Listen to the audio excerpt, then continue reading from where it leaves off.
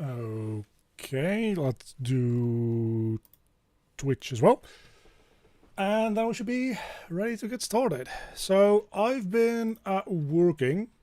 That's the thumbnail. I've been working on redrawing parts of like the world map because we had a very old map that wasn't like accurate to whatever was going on here, or like even to some extent here. And I've also now drawn in the layout for the next dungeon already, as I was talking about in... did I say that in the last stream as well? I've talked about it in the previous like devlog, which was fairly well viewed actually, so presumably most of you will have seen that. Saying that, okay, now we've got like art assets for the most part in place in this area. We've got a block out going on here, like a rough first version.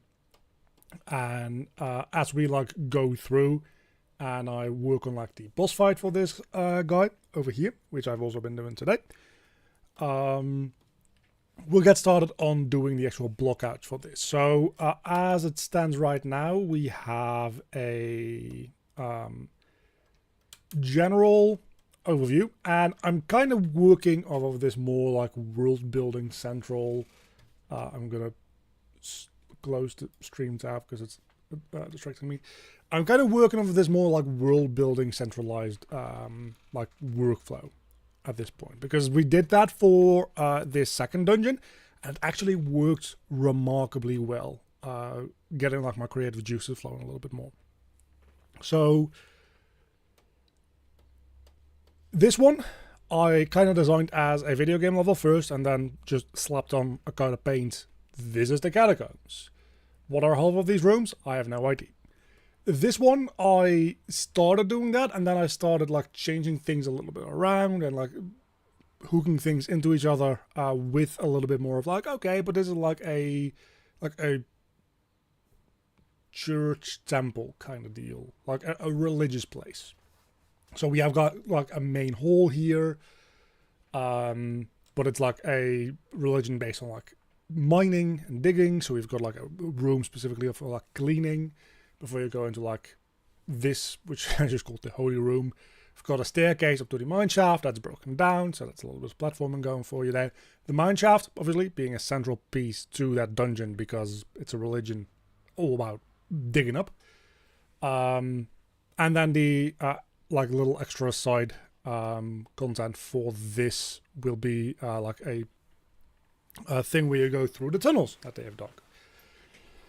So that's a lot more like informed by having some kind of like world building there, and this dungeon is doing that even more because I've actually like the way that I started doing this, I set this all up like last night, is I started, okay, so this is going to be the like military section of the dungeon. So we're going to have like this general's office, like the command room or whatever. We need living quarters for the soldiers to live. They need to eat somewhere. We have the training ground.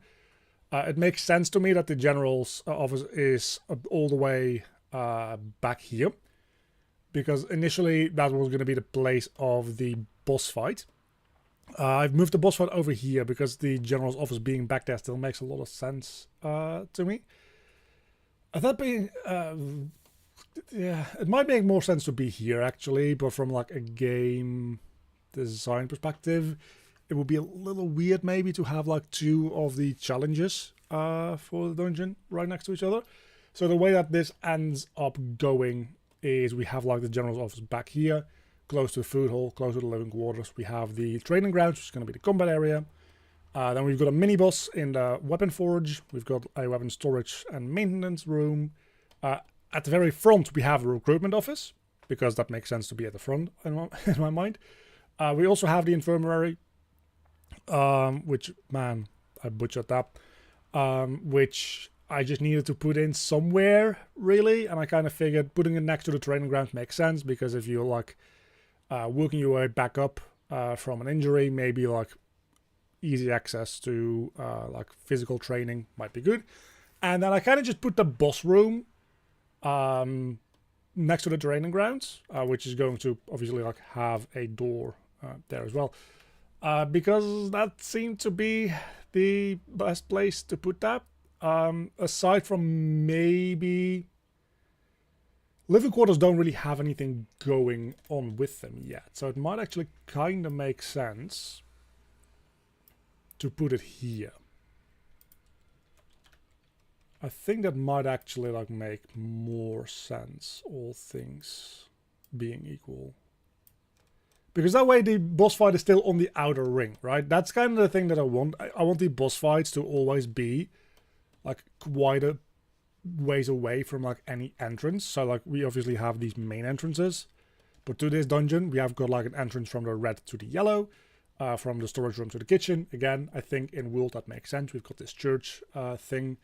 This is a military for the church, which has a storage room. So initially this was going to be a storage room mostly for only like digging equipment, like big axes and shovels.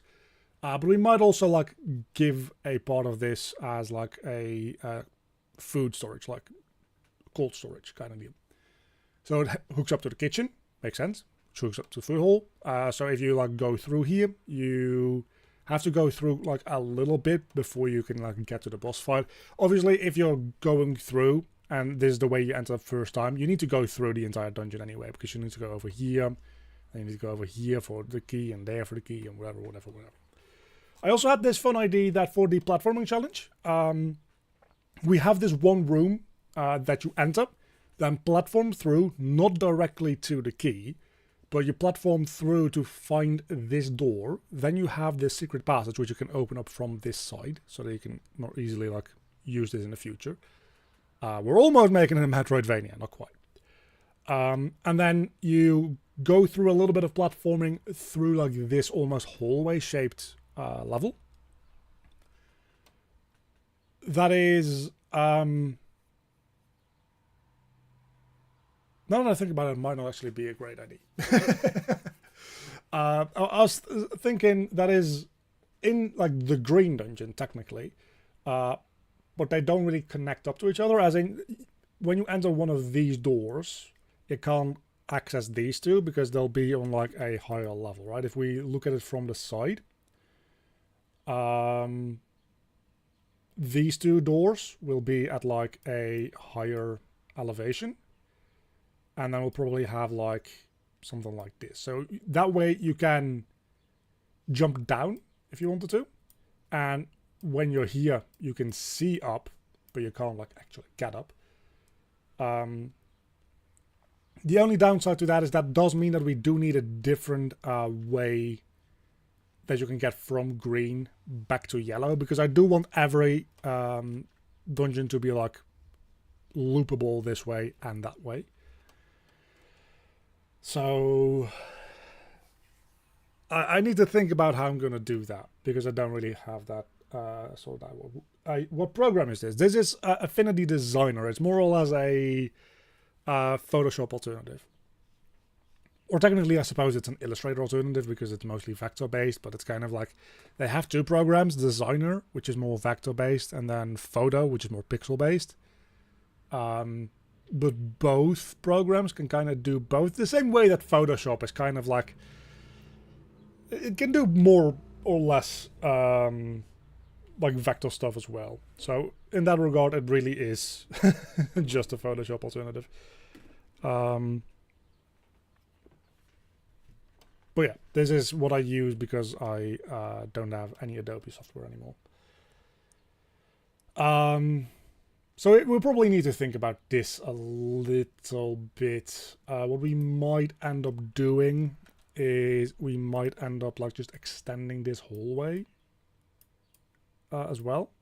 So just like taking this and then moving it over there. And then allowing like some sort of doorway in here as well. I kind of don't feel great about the central bits here being just like a cross-shaped hallway, effectively. Because that's hard to like properly design anything interesting for. So we might make it a little bit less just like crossroads. We might do something a little bit more weird with it. But in this case, I also do think that hallways make sense, because these are just like rooms, and you would have a hallway going from like the living quarters to the food order. You wouldn't have like a weird like connecting full room between those, right? You'd have a hallway. So it kind of makes sense, but I want to make sure that I do something like fun with them, because you don't want this to just be a very long, like boring, flat run. I don't think. Anyway, so that's the general overview of the map that we're going to be working on. I guess we just kind of start here and start working our way up as far as like blockouts go. So I'm going to put this over on my other monitor for reference. And then we open up the persistent world and start working. So with these ones, I'm also going to not be using the blockout tools plugin anymore. The first two dungeons I've used blockout tools, one of which I've now mostly replaced with temporary art assets, obviously.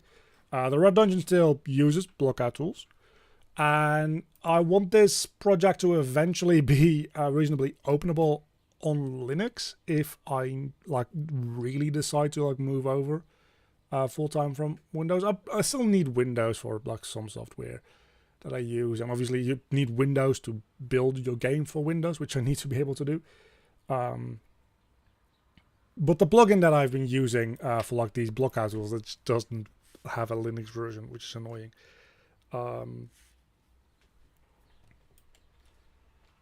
Also, my like version control and stuff is all set up in Windows. So I'll probably just finish this entire project in my Windows install.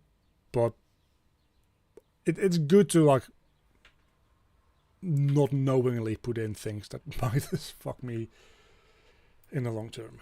So we're going to be using Unreal's built-in shapes, no geometry, I think.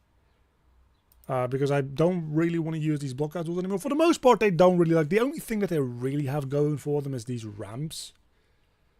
And the fact that they have like gizmos to work with, which is a little bit more user-friendly. But it's probably fine. I don't know why I'm turning on the purple dungeon. But yeah, as you can see, like mostly has, again, somewhat temporary art assets in a lot of cases. Like this material is probably not final and that kind of stuff, but yeah, art assets, fun. Where are we gonna go?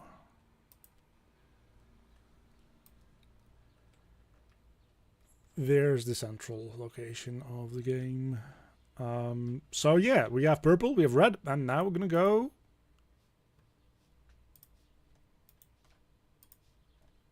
yellow. Holy shit, that's bright. What the fuck? Okay. What is the like magnitude of these? This is just one. Okay.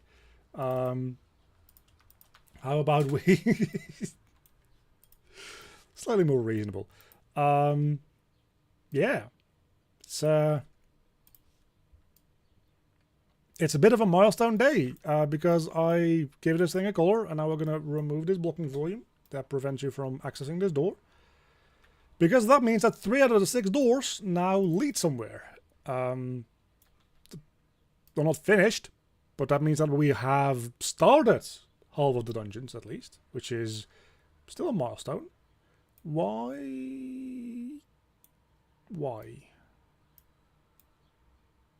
That's weird. Yeah, so let's start working, I guess. I'll make a new folder. I'm going to turn off the purple and red dungeons.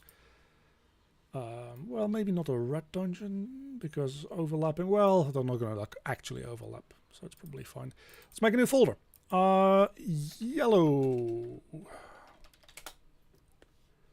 And in yellow, am I still going to name these with numbers? I think I'm going to stop naming these with numbers, because it's you know, the thing is, it's kind of nice to be able to find them through numbers.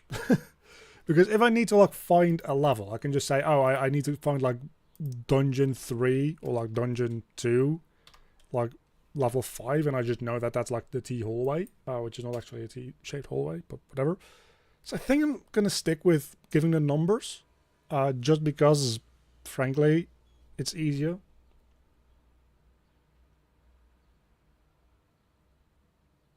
What are the other three? I have not quite yet decided for all of them. So as far as themes go, right, we have got catacombs, church, military grounds.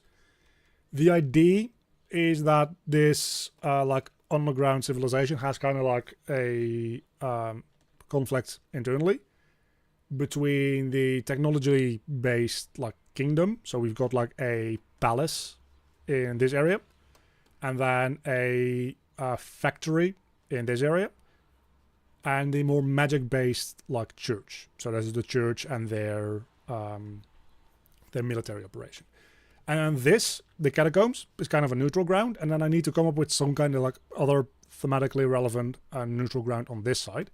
So we've got like these two opposite sides of things. But that means the green, I don't really know yet, but I do know that I want to create a boss fight for it with like 2 characters in it.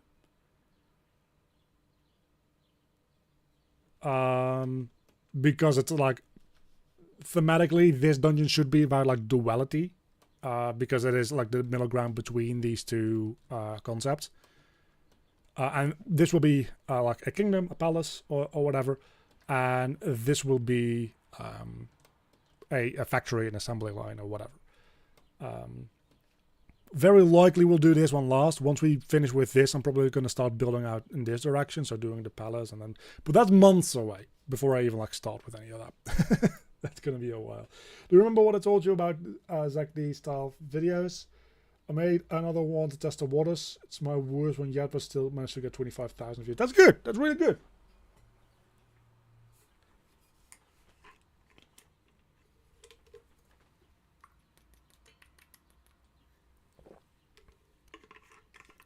It's worth trying to see if you can format them such that you can combine them into full videos. So you can link those shorts to those full videos and maybe like get views on those videos as well. But that kind of conversion rate also really sucks, so you probably won't actually get that much as far as conversion goes. But 25,000 views on like a short is still pretty good. So like keep it up. It's good stuff. How do you make new levels again? Create new. There we go. Empty level, and I guess we need to make a new folder for that. And that'll be dungeon number 3, yellow.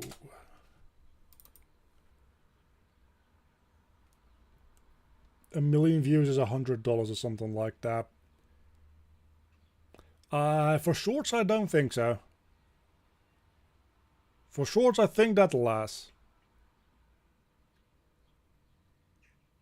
Well, it might be pretty close. I'm not 100% sure. But I think like the average CPM, RPM for shorts is like between like 7 and 12 cents per 1,000 views. So like multiply that by 1,000 for getting 1 million views. Assume that's like 10 cents. So that means that at like 100,000 you get... Well, yeah, you get about 100. Yeah, no, that's right.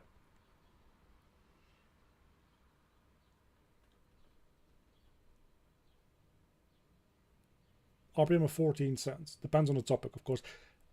I don't know that it does with shorts. Because shorts, like the... I think you just get like... I can check my own like RPM on my shorts. I think with shorts, you just like get paid out of like a total pool, because they don't technically run ads on specific videos, right? They just run ads on the feed, and you just get like a piece of that total. At least that's how it worked when they initially started up the shorts monetization. They might have changed it by now.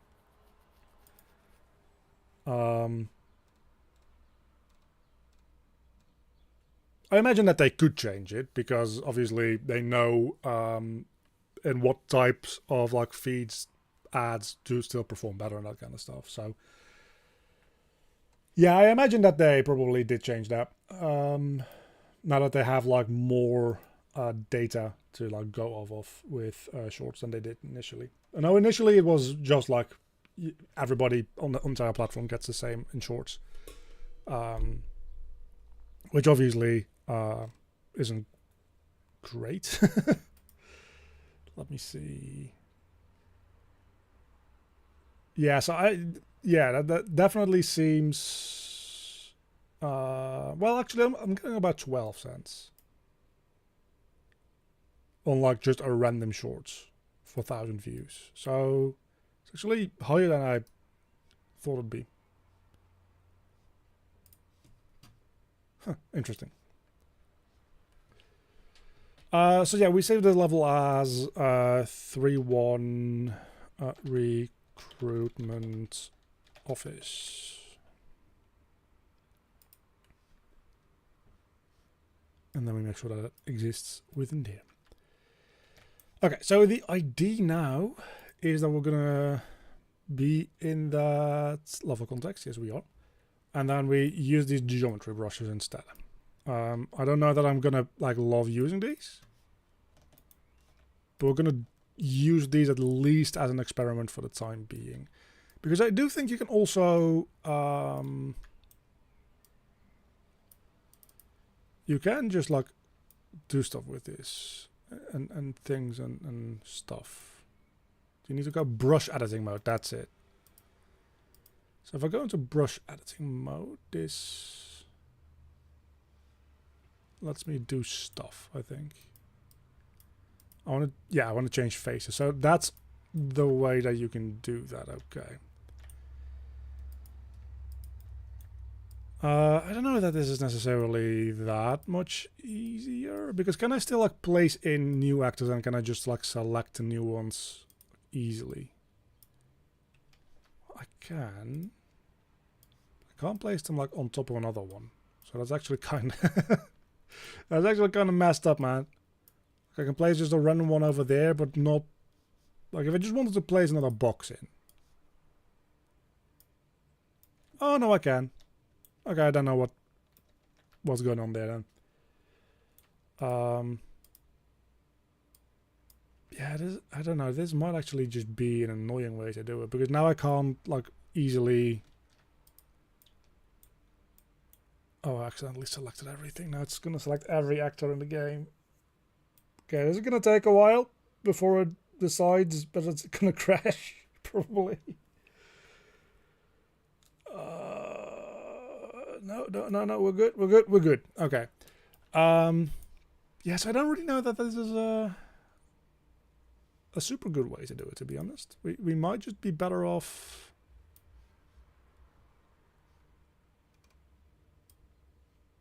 just doing the brush settings like this.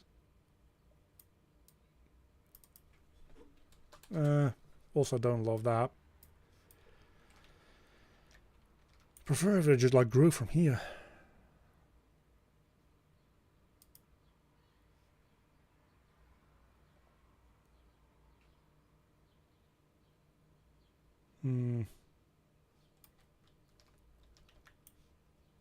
Oh well, we're doing experiments after all. Let's make this thing like 2,000 units wide, and then like, well, probably a little bit more actually. Let's make it like 4,500 wide. That might be a bit much. Well, actually, I think that's pretty decent, because if we then make this like 2,000 thick or like deep, might be a good place to like get started with. Let's copy over this door, because it already has the right rotation. Speaking of rotation, let's lock that. And then that is back to a scale of 1. Snap it to the ground, and then make this thing go to the central hub. And then make this thing go to, for the first time ever, 3-1. I did that in the wrong menu. 3-1. There we go. So yeah, that's can copy that over, make a wall out of it. Probably good to like turn on snapping.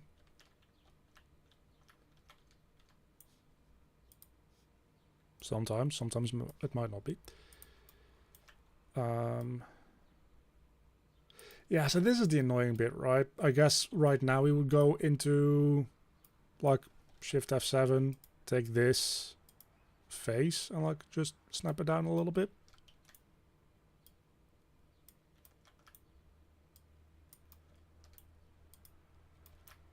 I guess once you have the basic blocks, it's also not really good at like selecting the thing that you want to select.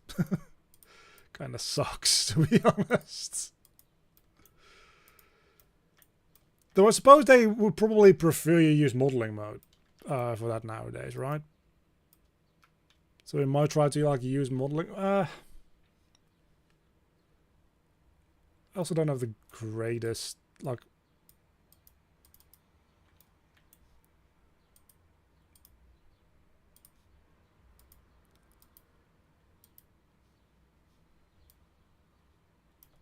I guess that's not technically a static mesh.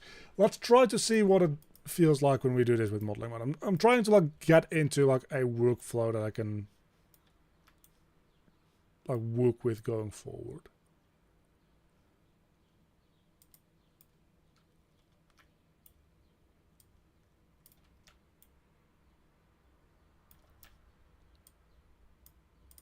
So we made it like 4,500 by like 2,000.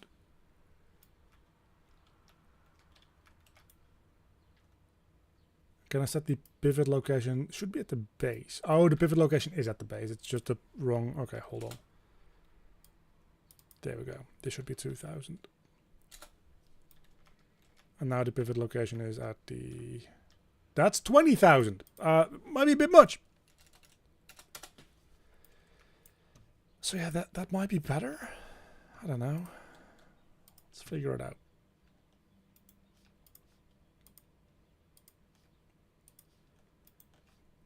Location, rotation. I don't know why it doesn't let you like copy over. Okay. Sure. I don't know why it doesn't let you copy over entire transforms. I guess it's the difference between. Oh, this is a mesh, so it has a mobility setting in it as well. And this is an actor, so it doesn't have. Sure. Let's go with that.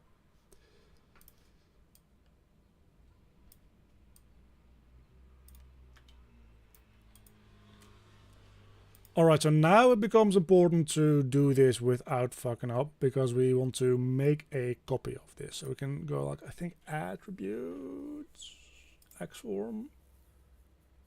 No, it's not deform, is it model, mesh. Might be in create and I'm just overlooking it. Cube grid is also a good way to start with like basic like block shapes maybe. Actually, cube grid might actually be the way to go now I think about it, because what we can do is I can say we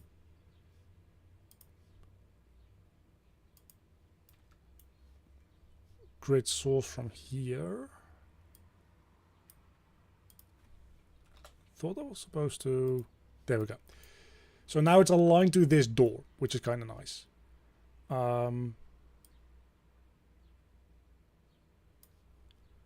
So I can just say how big I want these things to be. These are cubes that I put in, which I guess I do want them to be about 100. Oh, and it actually is updated. It now shows you the values. That's super neat. So we wanted 4,500, right? Then you press that key, and there you go. And with that key, I mean the E key. But here I would just like, I guess we can.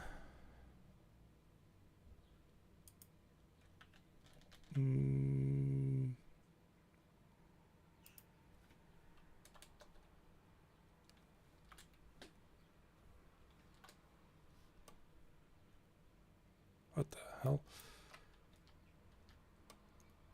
Does that add in? That adds in 2 per now. So this would be.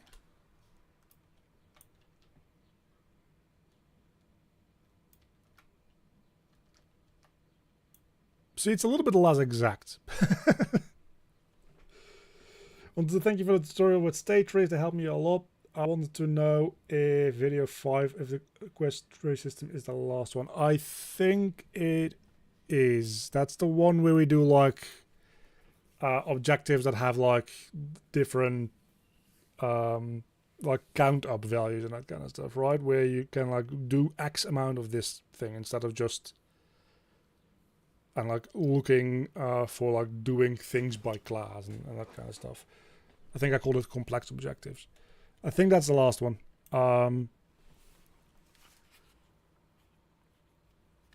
For the normal quest series without state tree, I did go a little bit more in depth, but that doesn't use state trees. That just uses normal U objects. But yeah, I wanted to keep that one kind of like succinct, also because obviously state tree does a lot of the stuff for us, which is nice.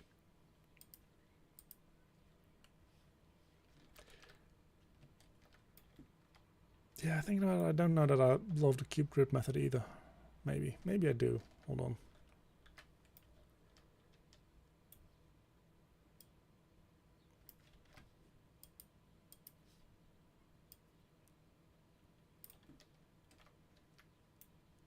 I might just have to accept that I need the cube grid tool because it might just make my life too much easier. But that means that like with cube grid, I can like never not be on Windows, and I'm now also like very dependent on somebody else's work for like my level design, and they already like took like 3 weeks to update once, in which I just couldn't open the project because I updated the project without thinking about it.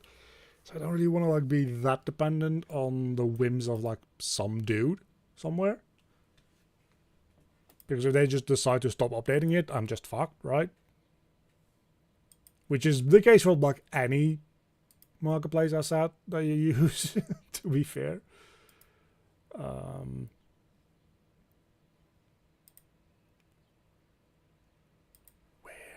is the duplicate option?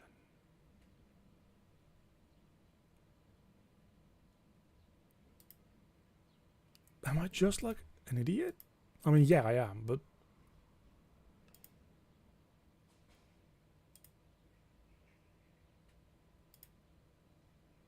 duplicate. Why is it in X form? That's so annoying.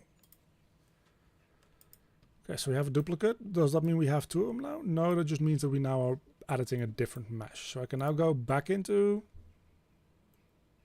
like model, polygroup edit, which is kind of weird the way it's set up as is, but that's because I use cube grid. And then just like kind of start pulling this down. Right.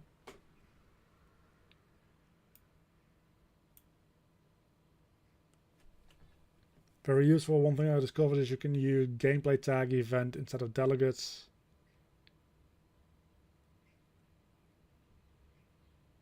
Yeah, I suppose you can. Yeah, it's a little more prone to error, of course, because you're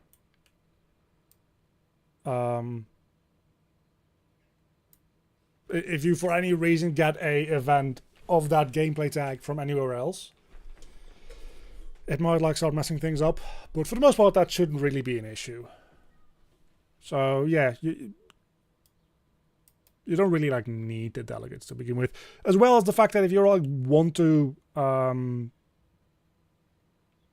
set up like delegates, what you can do as well is just like do it, I think the way that we did it in the like quest series, right, where you have just a specific object looking for a specific different type of object, and because you have those like classes for both of them, you can just look at the event dispatcher like on the quest objective, for instance, and like your quest manager task can just like subscribe directly to that. It's a little less flexible than having just like a delegate dispatcher and a delegate listener type like they have in 5.6, but I'm also like not updating this project to 5.6 in Samsung, right? Which is to say I'm not upgrading this project to 5.6. If 5.7 like really blows my mind and there's like stuff in it where I'm like, I really need it, I might, but yeah, I'm definitely like, I'm in 5.5 now with this and I'm good. Like I'm happy.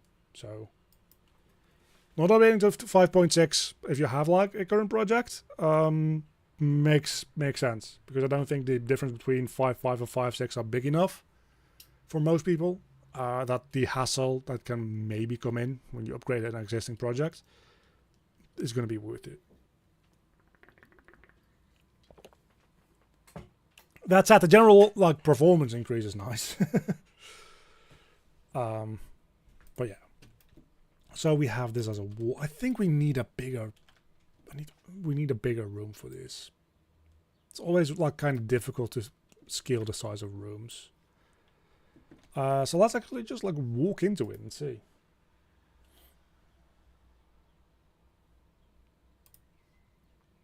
Because I can now fairly easily do that. I also already just have a save file in this room, so it's actually super easy. So I can go in here and... Well, that's actually a bit bigger than I thought it was going to be. It's probably... I also... Why do I have two swords? God damn it. Oh, is it because my world settings? No.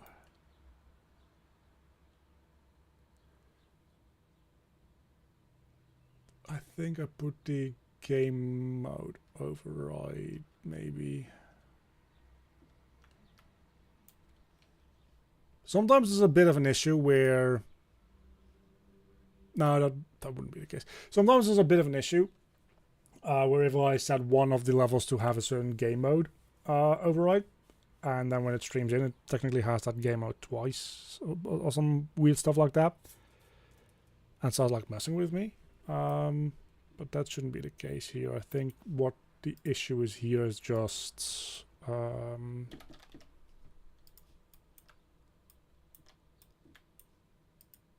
if we go to this guy, he just has two swords, right?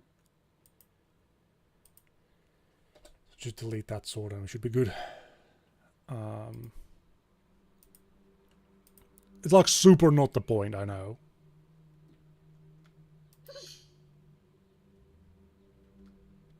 Does this sword disappear? I mean, this is the sword that's parented to the hand, so it should be good. Okay, so I think that this size room is pretty good for like an introductory place. But it's a little... I think it's still a little too small, because what we're going to end up doing is we're going to end up having like two more doors in here. Right, one on the left and one on the right. And I think just having like this room with these two more doors, it's just a bit like crammed, I feel. So I think what we need to do is we need to like move this back a fair few. If we move this back like all the way, maybe back here. And then...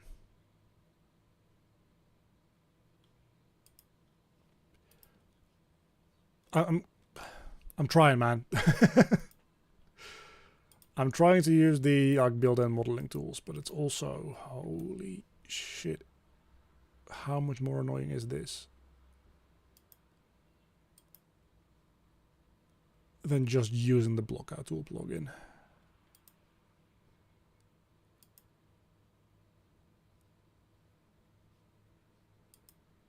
I might just give up on my idea of like not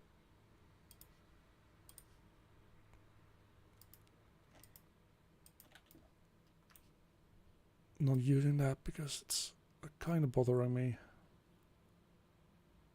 Yeah, it's also because of all that it's less exact, right? Yeah, fuck all that.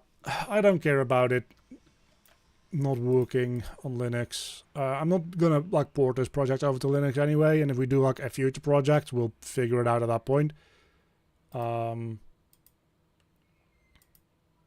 I'm sure, but I'm just going to stick with the blockout tools because it's such a nice plugin. We're just going to use that. Because I just cannot be fucked. Oh, hold on. Epic, if you're watching, please fix that. If I just like copy over an entire transform and try to paste it on something that doesn't have the mobility setting, just make it like convert. just make it discard the setting because it's really annoying. Yeah, just being able to like do this is so much nicer.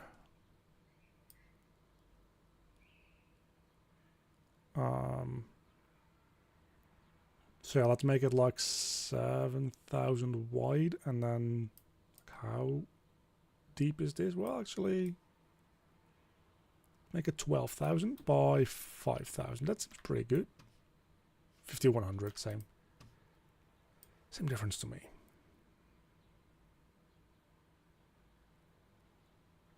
That seems roughly in the center, right? That's centralized enough. That's probably fine. Copy that over.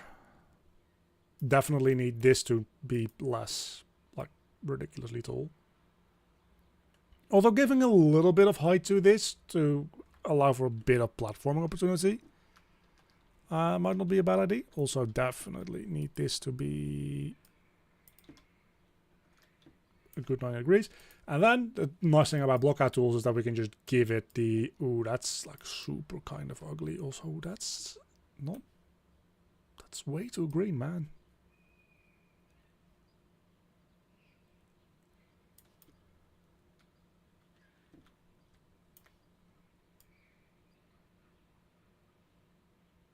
So it's either orange or green, because it just doesn't do yellow, is what I'm seeing.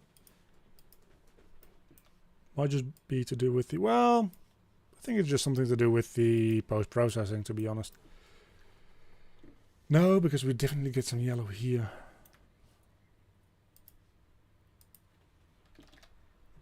Let's see if it is post-processing. If I decrease the post-processing material, I'm actually going to see nothing, I think. Oh no, that actually like does show yellow, so it just needs the... We'll see with the eventual like art assets whether or not that's a problem, I guess. For now we could go in here and maybe fucking something somewhere. It's the core compression. I don't remember which one is which. I think this is the one that I want to change. Allow for a little bit more like color definition, maybe. I don't know. Let's just set this like to 2. See what that does. Okay, so answer definitely not set it to 2, right? Because that makes it red. Meaning that this does need to be higher. So let's set it to like 64, maybe. Doesn't really help. What was it at before? 24. If we set this to way too high a number, we might as well get rid of it.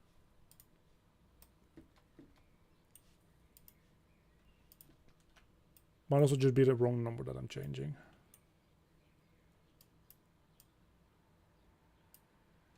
Why is red, green, and blue like being compressed differently though? I wonder.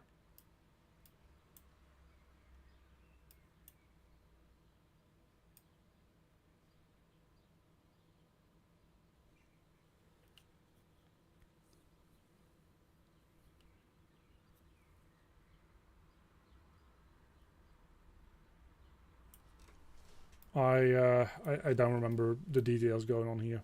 I'm gonna be super real with you.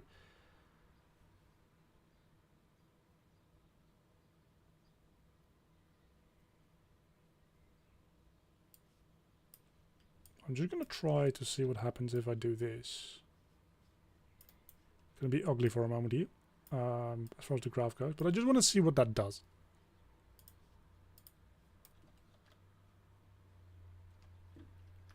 What does that do to like my other levels as well?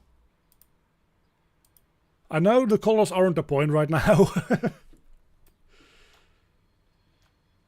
doesn't really seem to like majorly impact. Well, there's some light baking issues here, but that's not important right now. Yeah, it's kind of weird. Don't know what all that is about. But we're also like just not using this really map. Addable. Why?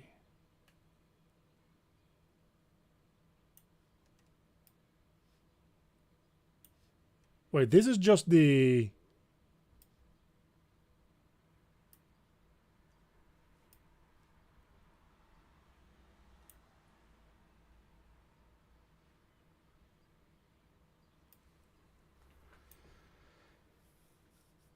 This is just the grayscale, right?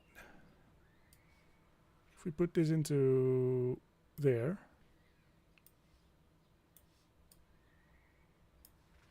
Oh, wrong one. Yeah, that's not gonna work. Oh, that's just pure white. I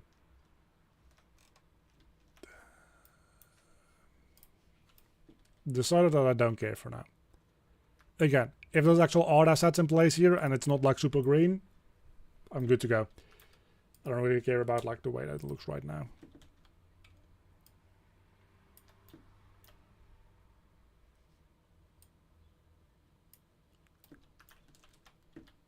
Yeah, just being able to like copy things over and just like move things with this gizmo, it's just so much nicer. And I would make my own tools, by the way, with geometry scripts, but the nice thing about these compared to geometry scripts is that geometry script doesn't actually like get baked into a packaged build of your game. So you can test things out in editor, but if you want to like send a build to be playtested by people, they don't have any levels, which is insane. So that kind of makes like geometry tools kind of worthless for like making these block out tools type of deals. So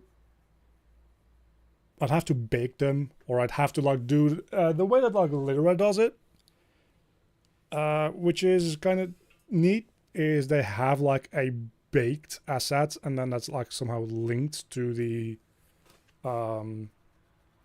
live like actual like geometry tool set. But the issue with that is that the way that they do it at least relies on having some like sort of manager actor in the world for that. And that doesn't really seem to play very well with level streaming, because I did actually like port that over from Lyra to my own project at some point, and it just was a mess.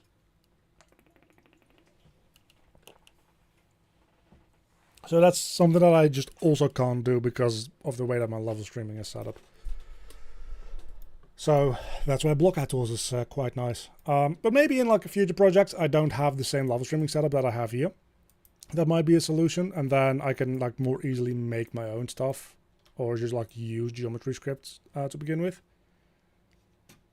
And I'm less dependent on this plugin, but for now this plugin, it's probably fine, right? So yeah, let's move these doors over to either side, and then we need like a little bit of gameplay happening here. Not that much, because it's just the first room. Need like to just calm down, have a little bit of like a chill time, but I kind of like the idea of having a ceiling. Hello?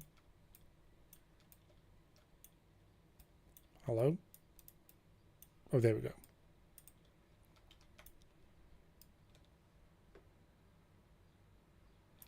Okay, we have a ceiling.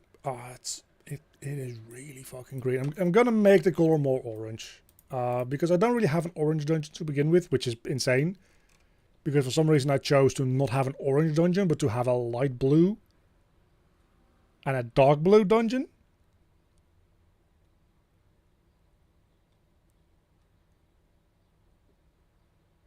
Which is actually kind of bananas now that I think about it. Maybe this should be orange. Yeah, so maybe this should be orange. And then this should be yellow. And this should be green. And this should be then a slightly like in between blue. I think that makes more sense, because that way we also have like orange and blue. This is supposed to be like more of a teal color technically if they're like opposites, but I think this is a better representation of a color wheel to begin with, now that I think about it. You'd ideally want this to be more magenta than purple as well, but I kind of like the purple vibes. So I think we're going to make this one orange. I think that makes more sense to begin with from like the color wheel perspective. So let's actually change the name of this to orange.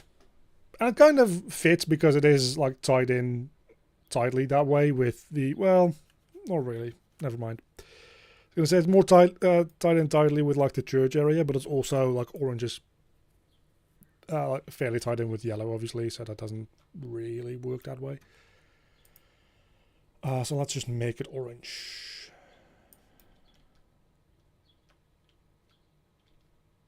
It really wants to like just put in that green, man. Really wants the green to be in there. So yeah, then we change this to also be orange.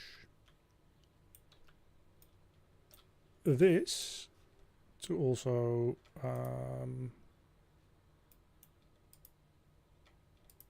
that doesn't work, sure. Be orange. And then I guess this one becomes yellow. Which again does look very green because of my post-processing setup. So this one becomes actually green. There's enough of a difference. And that one can remain blue. So yeah, I think that works better as I color like split. Anyway, and then these two also need to be. Oh, hold on a moment. Well, actually, this door needs to be white to begin with, so because it leads back to the center, so that can be white. And then these two should actually be orange, which is fairly red. I'll live. So the idea is I kind of like the idea of having like a bit of a like reception desk at the center here.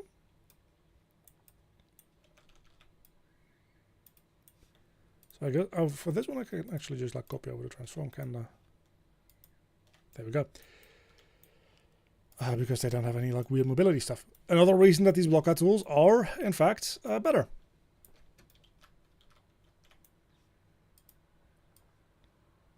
So we can have a bit of a desk, not have it extend quite this far. It's a little better. Let's look at this from the top perspective, just so I know that things at least somewhat line up. Where even are we? There we go. I guess the way to do it is to just try to like line up these two. That's good enough.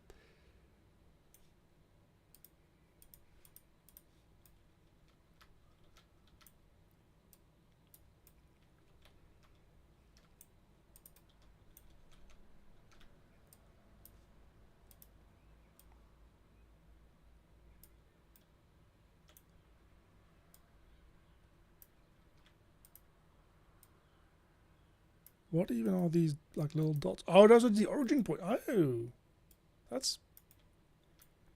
Is that new?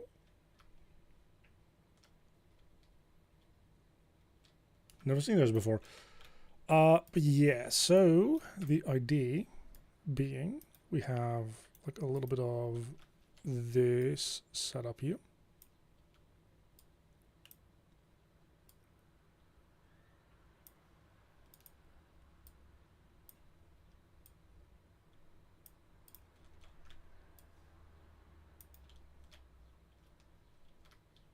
Doesn't that look just lively?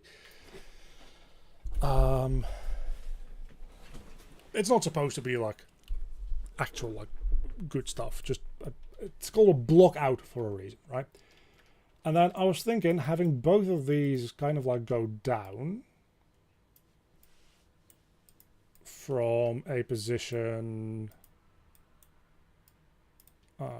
like this somewhat. Let's try to get this.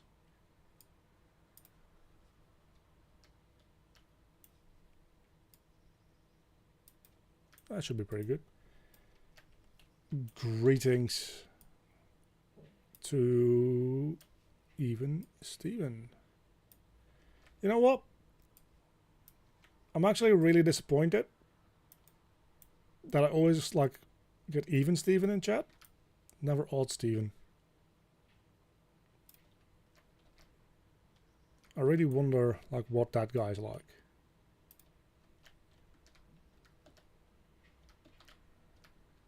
Wait, these things don't even like touch the fucking floor. What the hell? It doesn't matter. It's okay.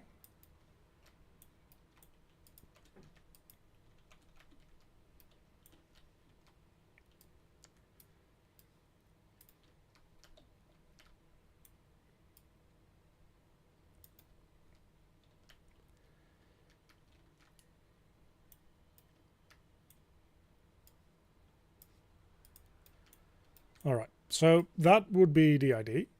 And then I guess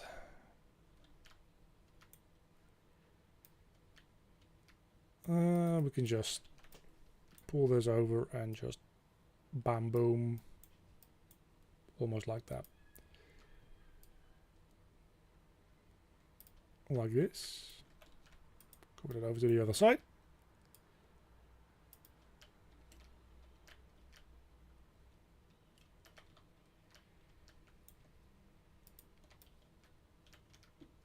Sure, you never heard that joke before, right? I'm not jumping over to 5.6 for this project. I am moving over like every tutorial that I make to be recorded in 5.6. Like the install I have on my Linux boot is 5.6 now. Because I only have room on that disk for one install because Unreal's massive. So I just removed 5.4, which I was on there from there.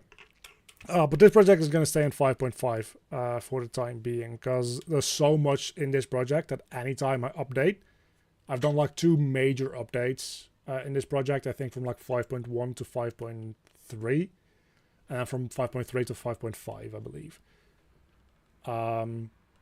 It's always a massive headache, mostly because of like the link to the engine install breaking and me needing to like figure out what the fuck is up with that from like the C++ side. Because suddenly all my C++ files don't have a reference to the engine files anymore, which is a bit of a pain. That being said, I also, last time that was an issue, I also installed Unreal into a different directory than I did before. So maybe that wouldn't be an issue now.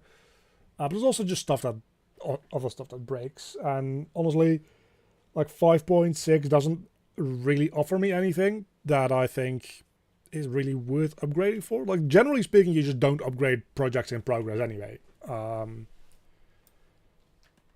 Because it breaks stuff sometimes. And you don't want to break stuff. Unless you have like a super good reason to, obviously, which 5.6 doesn't really give me. It's got like a couple of things about state trees that are really nice that have been improved. And then there's just like general like frame rate improvement, but that's like mostly seemingly for like all the like fancy rendering stuff, which I don't use because I've got like all the global illumination turned off. I hardly use nanite on anything. So I don't really think that 5.6 is an update that does anything for me, realistically. So I'm not going to go through the process of updating for something that's like not actually going to give me anything in return. Still a nice upgrade for the engine as a whole, but just for my project, I don't think it's like giving me anything, if that makes any sense, right? But whenever we get around to like 5.7, if they are like mind-blowing again with what they offer up. Let me actually, hold on. I'll finish the thought in a moment. I just need to make sure that I make this at least somewhat symmetrical. So that's 1, 2, 3, 4, 5, 6, 7, 8, 9, 10, right? 1, 2, 3, 4, 5, 6, 7, 8, 9, 10 squares. Okay, cool. You just need to make sure to have everything symmetrical. But like maybe with 5.7, they blow my mind again with some new feature that I actually like want for this project. And then I might go through all of the pain of upgrading. But then again, the further this project gets into development, the less enticed I am to potentially break everything. So I don't know. I guess it really depends on just how amazing 5.7 or 5.8 or whatever like other versions that will come out during development of the rest of this game will be. I imagine that there's at least going to be one more upgrade that I do at some point. So that's 2, 4, 6, 8, and 10. And it might be more than one. Again, it's also highly dependent on... Oh, I actually kind of like the idea of... Oh, I love the idea of... Hold on a moment. I have an idea. I've got ideas. Nuts. I don't know what... my brain is so fucked. Okay, so... The idea was that you need to... What the hell did I do?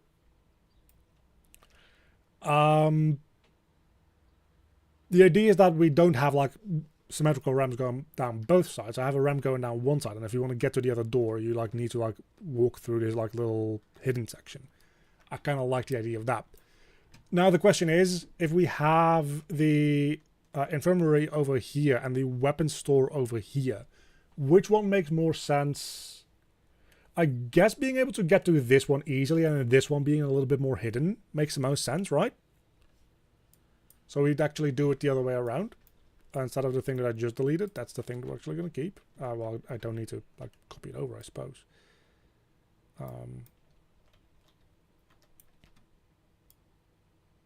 So we put this over here, then put it over there. And then I think both of them are going to need to be a little bit lower down, though. Like just like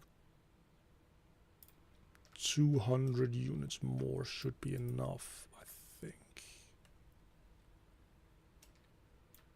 Because that should allow me to... I can just pull this over and see if anything clips through. Nothing clips through. That's good. And that's a pretty good... That doesn't seem... What the fuck? Oh, yeah. That makes sense.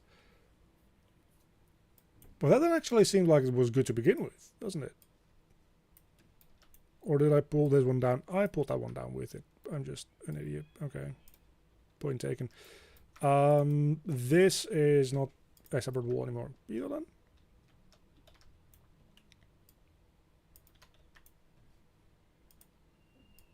Let's go up by 100. Okay. Does this one work yet? No, it does not. What I just did is hold down shift so that my viewport would like move with it, but it doesn't do that for those gizmos.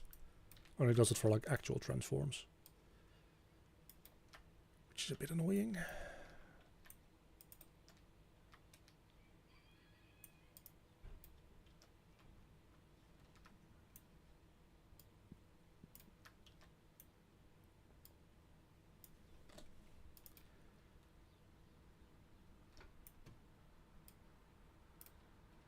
Slowly building toward having our first room functional here. So yeah, I do really like the idea of having this as being like a bit of a secret passage. Well, it's not that secret, right? Because you would go down here and then you just like see that something is over here, but for the player that's good. It might be a little like steep for a ramp now, though. I don't want this to... Like, we can move this over a bit, I suppose. Still, ramp's getting pretty steep.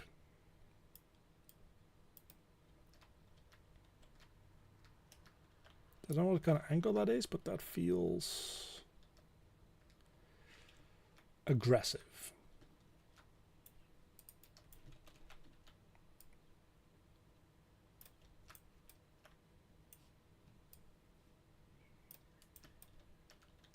I sometimes forget that I also can just like edit these, and that's fine. That's actually easier and faster to do it that way.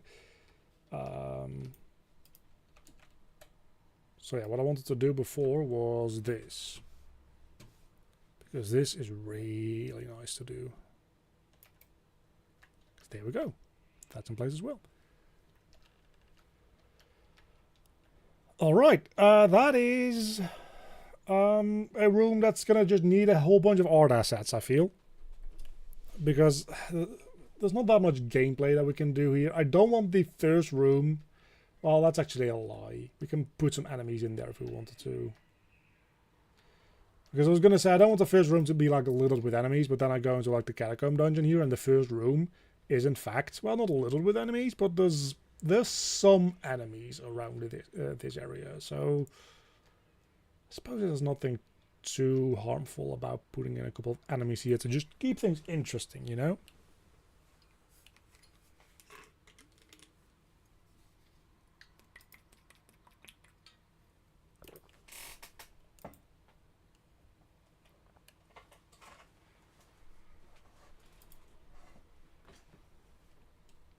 I could have sworn that I added my enemies to my favorites, but apparently not.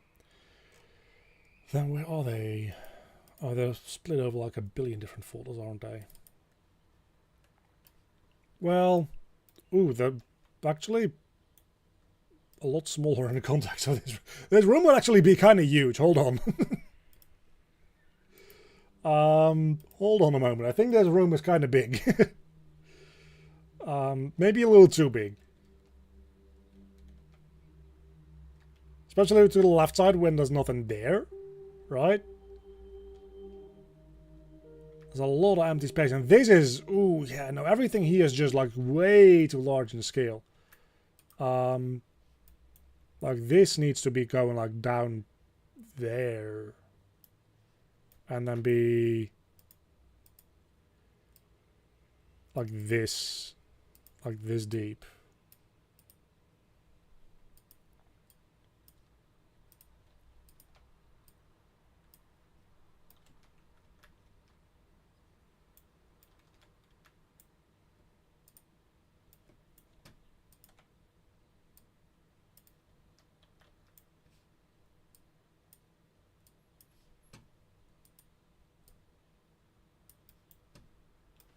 Well, then actually this whole area needs to also come in. So let's try to do this without breaking too much stuff.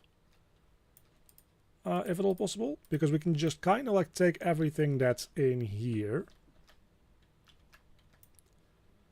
And move it over like with this area as well. Please. Just move this in a fair bit.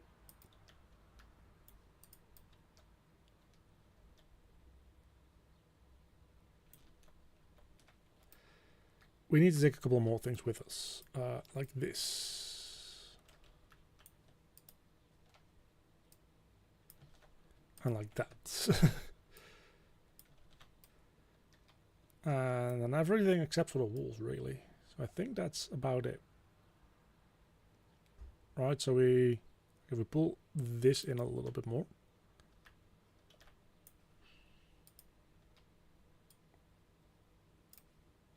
That started to feel a bit more reasonable. Then we can pull in this a fair bit.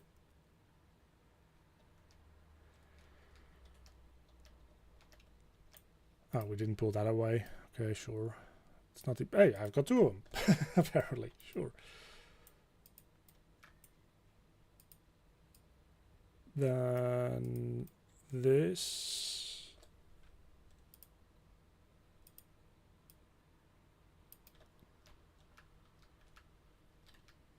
Yeah. Okay.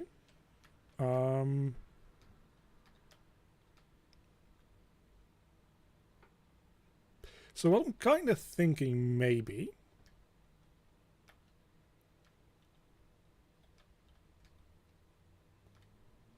is that this still is like quite deep. So maybe what we're going to do is take a little bit of the depth out of this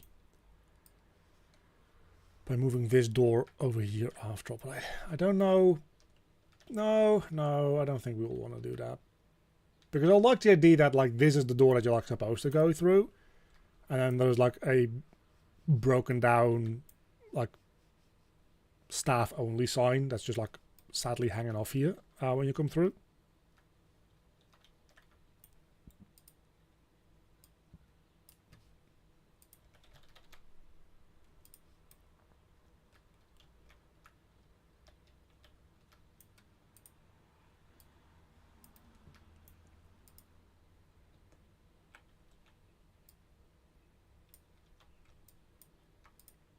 So let's just like copy over. And these like basic enemy blueprints are still, I mean, that's still like pretty like fucking tall for for what's going on here, isn't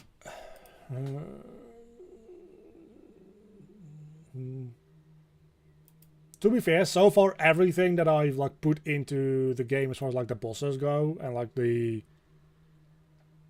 actual like quote-unquote people, not really people, that like inhabit this world, they're all bigger than the player character. So the fact that this is like a bit bigger, like that's actually probably fine, right? Okay, you gotta kind of think about it in Hollow Knight terms. Like the knight in Hollow Knight is also like actually like super tiny compared to everything else going on in that world,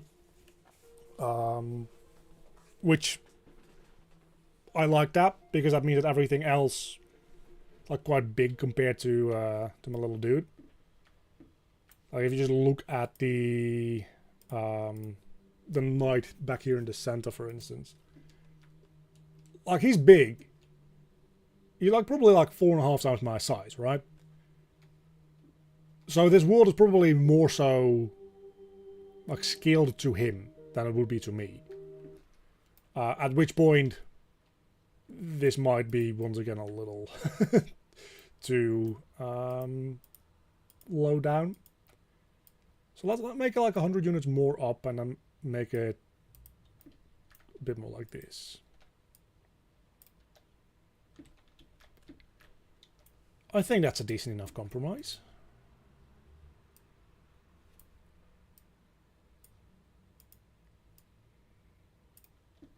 Yeah, we can deal with that. So yeah, I suppose you just like throw in a couple of enemies here and then some mostly art asset stuff, I guess. There isn't that much to this, I don't think. What would like this recruitment office like entry points to the like military base have? Aside from like a desk that has like somebody working behind it. That'll stop you going down this door if you aren't like supposed to. Not that much, I don't think. So yeah, let's I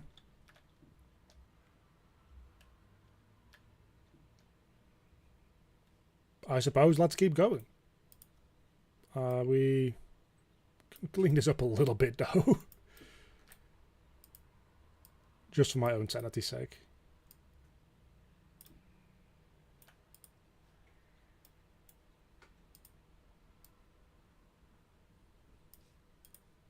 Well, anybody is ever going to see this. It's not even like well, it's not even permanent. It is temporary.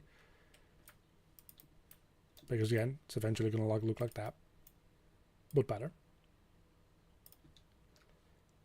Alright. Yeah, let's keep it with that for now. And we'll just start making the next level, I suppose. Which will be the people dying place thingy. New level. Empty level. That's not what I want to do. I want to do it in here. Create new level. 3-2 infirmary.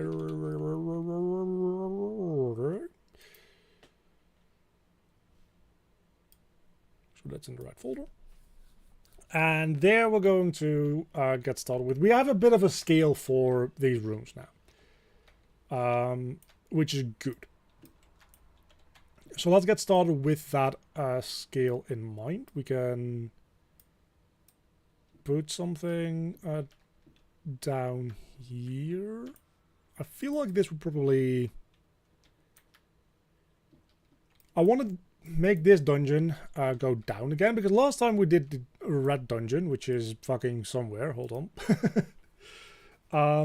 It kind of comes when mostly downward, which makes sense to me. The church went mostly upward. I think I'm going to go with this one going mostly down again.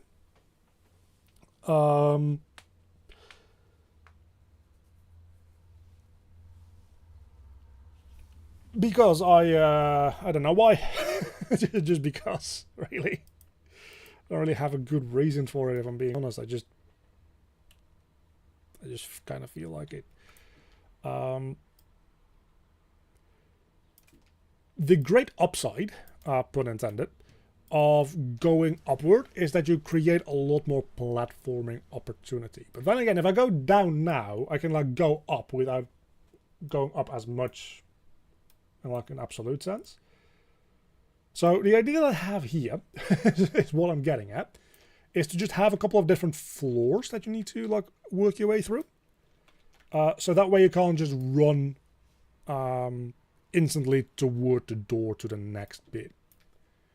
So what you'd have to do is you get something like...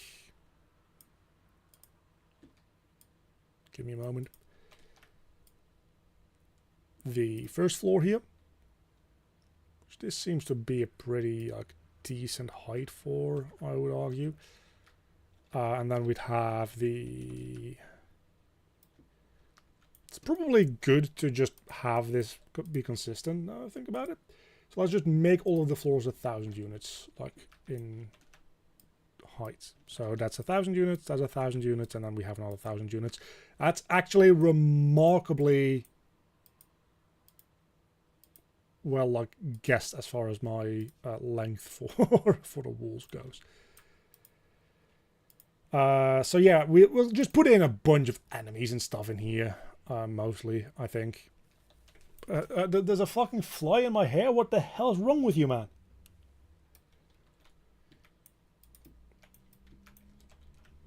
Why would you do that? What actually makes you think that's a good idea? I mean, I know you're a fly, so you don't actually like think. But what makes you not think that that's a good idea? It's fucking suicidal, man.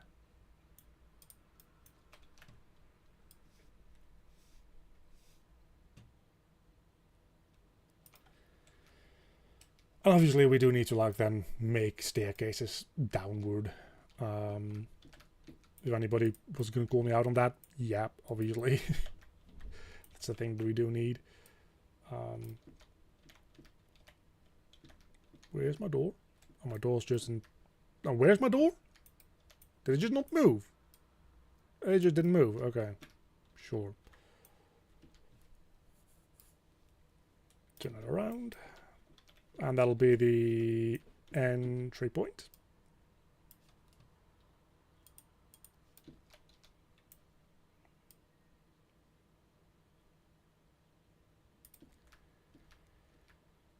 And then let's hook these two up to each other. This will go to 3, 2. This will go back to 3, 1.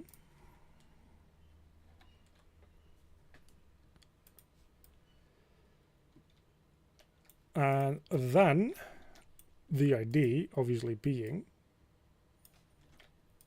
with snapping on, the ID obviously being is that we create a bit of room here for what's essentially a staircase.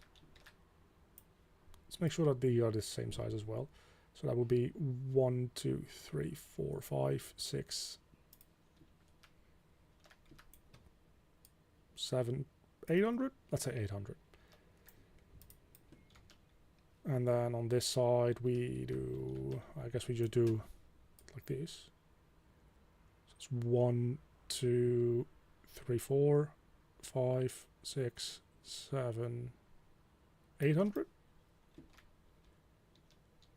And then eventually the door at the bottommost place is going to be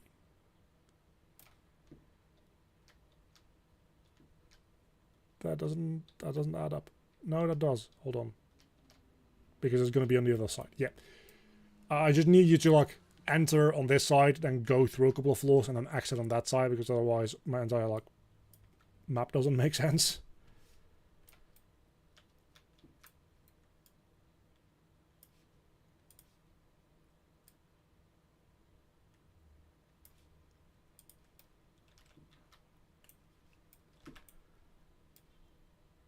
So yeah, again, this is just mostly going to be a matter of just chucking in a bunch of enemies. I need to start making more enemies as well. Like generic enemies, not dungeon-specific enemies. Also dungeon-specific enemies, because the red dungeon doesn't have one yet. And obviously this one, since we're just getting started with it, also doesn't have one yet.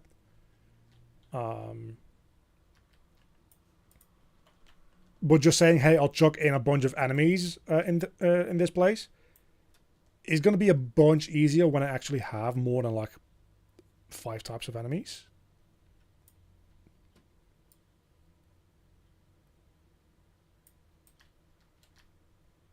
That doesn't quite line up. That's weird.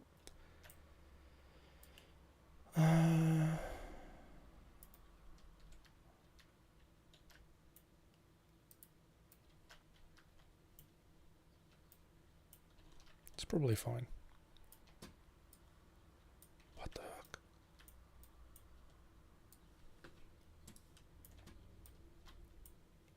We can just add it to the proper size with the numbers.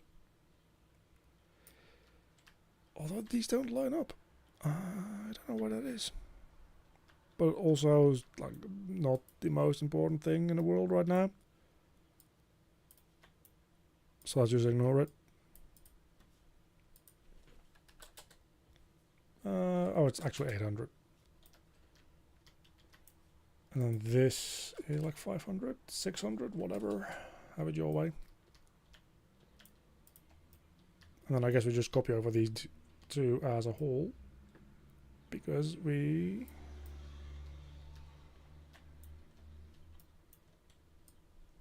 move them down exactly 1 floor. So right there.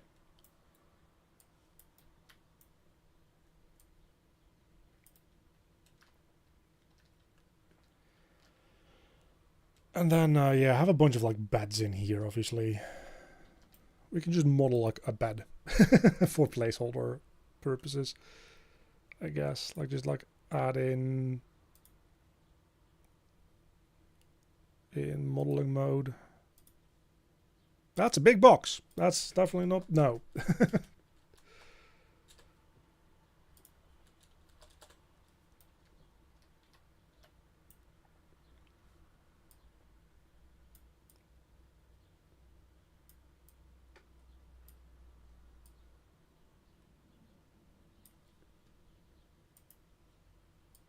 Oh, that's definitely too thick. Hold on. No. Thinner. Needs to be thinner. Does this really matter? You might be wondering. No. At the moment, it does not. But yeah, here we fucking are.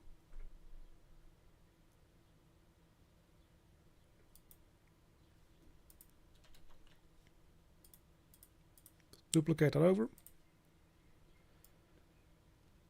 So that we can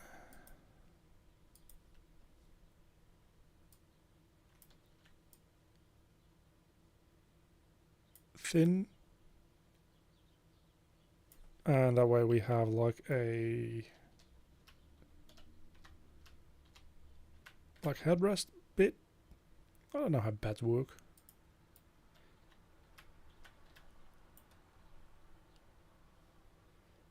And then I guess we just copy over once more. We do a duplicate.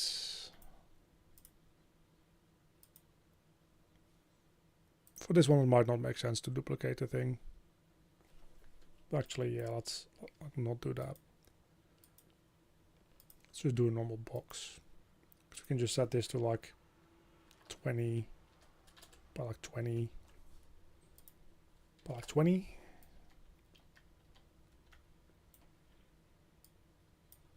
Wrong.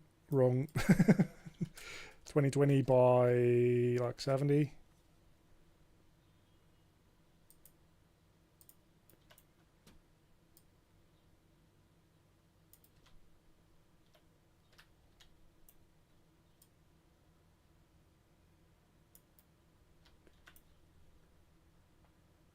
And then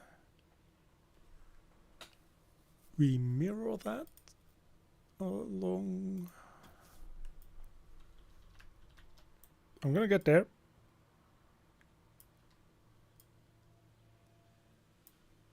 Hold on.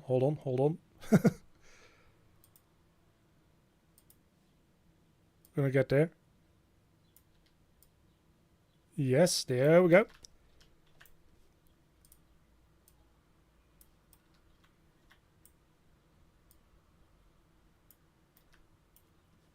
So I put it there. And then we'll combine them in a moment, which I think is a thing we can do, maybe. Such not the most important thing right now to do this. But we do have... Behold! A bed. So how do we combine these? Because I think you can do that in something in here, right? You can combine like different meshes into one mesh. Merge. One static mesh. There we go. So with that in mind, we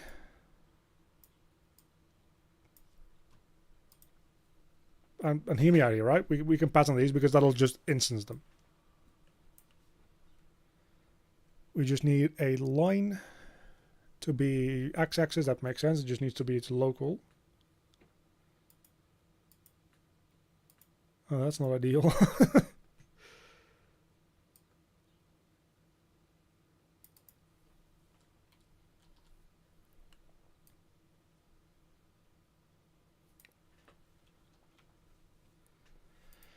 Can we really not do this like in local space?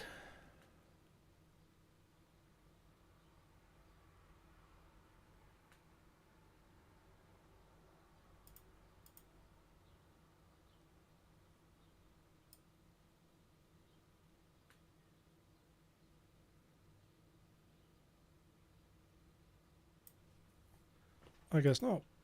So what if we just did that and then did the pattern? And just pretended like this was good.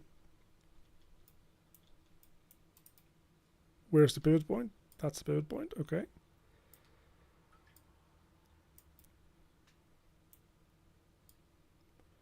See, it would be nice if this was now dynamically adjustable, at which point I might as well just make it an actor that does this. Yeah, that makes more sense to make it an actor that does this, but I'm already wasting time on like putting in these assets that like in the grand scheme of things actually like just do not matter. If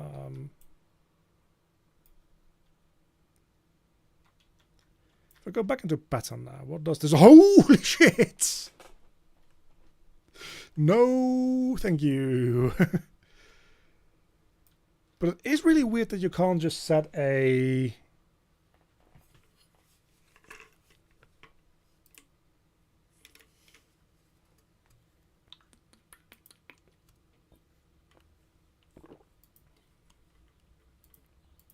Like you can set these axes, but that's always like world related. Which is a little annoying. Oh, convert to dynamic. What does that do? Does that make me like an actor that I can like dynamically set stuff on? What does that do? I don't think that did anything. That's what that does. So yeah, the ID then.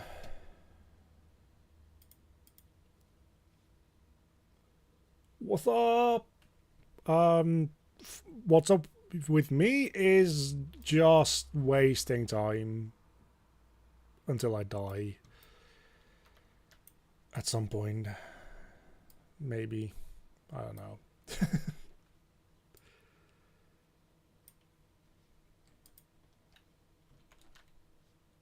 What if we just kind of like do it like this? What would that be like? I guess you'd need to have... Well, we can actually put the door in there.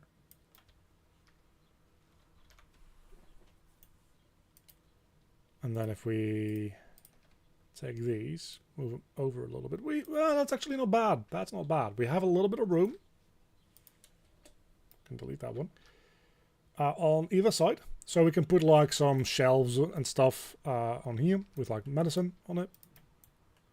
And then we have these things to... Please add me as an Easter egg, my icon. I might. That's the kind of thing that I'm like, I'll like add that stuff way in the future. It's like 100% not what I'm doing right now.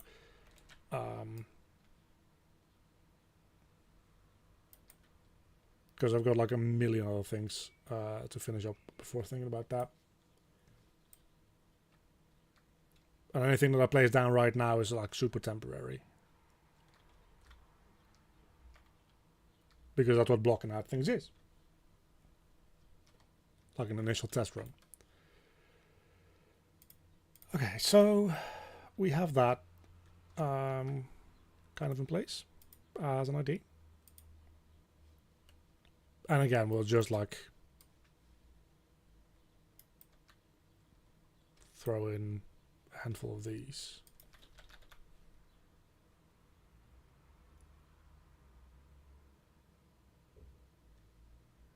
It's a small consumable. I don't even know what your icon is, man. It's some kind of like sushi. It's definitely not gonna like suit the vibe of the game for like being an actual item.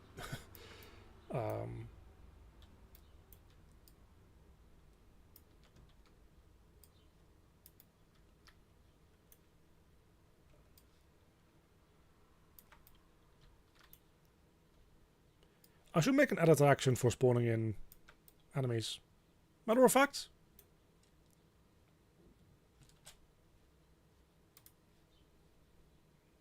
let's look into that.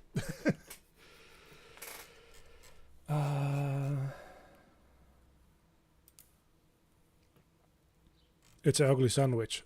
Yeah, it's real small on my screen, so I can't really like see individual like details in profile pictures.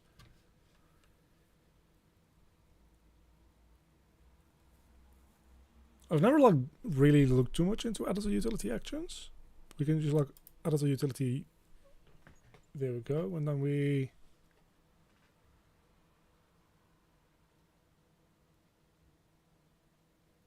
asset action utility. Library of static functions that can base class for all the asset actions related to any function events. I guess this might be the thing that we... Maybe this is not the best time to... So this is a specific class that you can like do things on. So if I... Yeah, so I don't think that's the type that I want.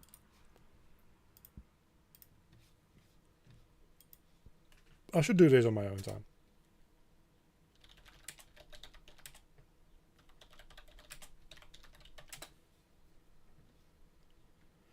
Scripted actions in Unreal Engine.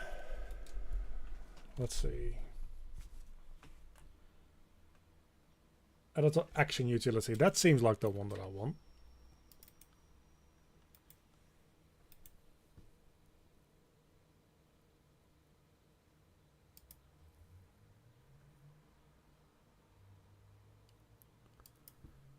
Oh, but that's the thing that I just made one of, isn't it?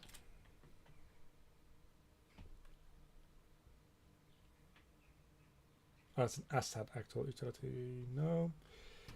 Decide whether you want the scripted action to operate on assets that you select in the level of the content browser or on actors that you select in the level viewport on the word outliner. I don't want either. I want them to spawn in actors for me. So I guess it's an editor utility actor, maybe?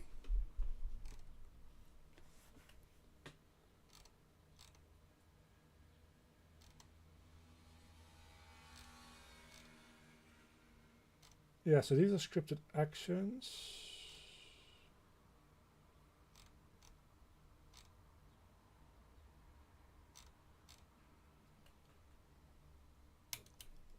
Maybe this isn't...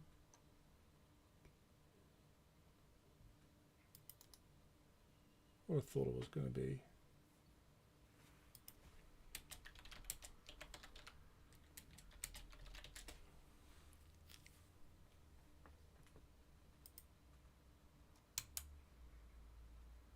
I suppose for 2020 that's never going to be it.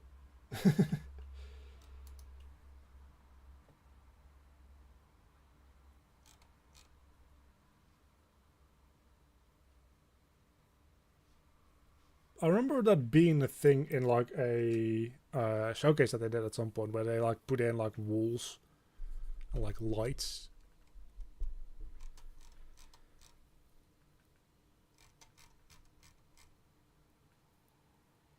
Oh, actor spawner. Hold on.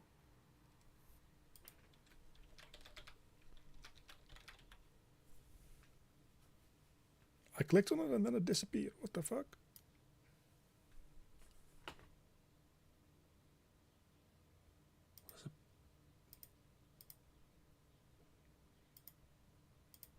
It just doesn't like... it just doesn't. Okay. This seems like a waste of my time at the moment. Yeah, let's not waste too much time on this. I'm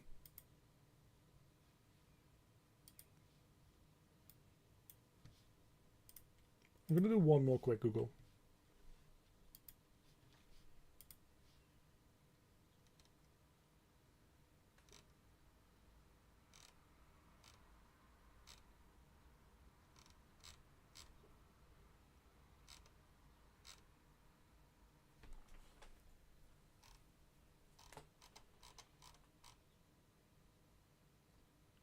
It'll be nice to be able to set them all to active with the click of a button, to be fair. Oh, here. Hold on. We have something, I think. Oh, yeah, it's a... but that's a widget. What I want is I want to have something where I...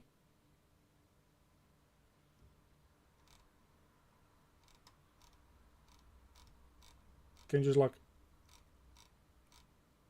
effectively like enable a custom like placement mode or something. Because again, I've seen that being a thing.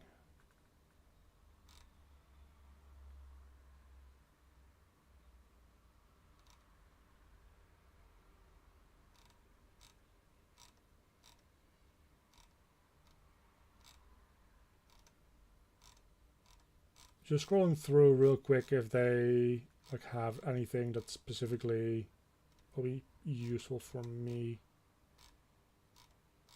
It's a long fucking article, man.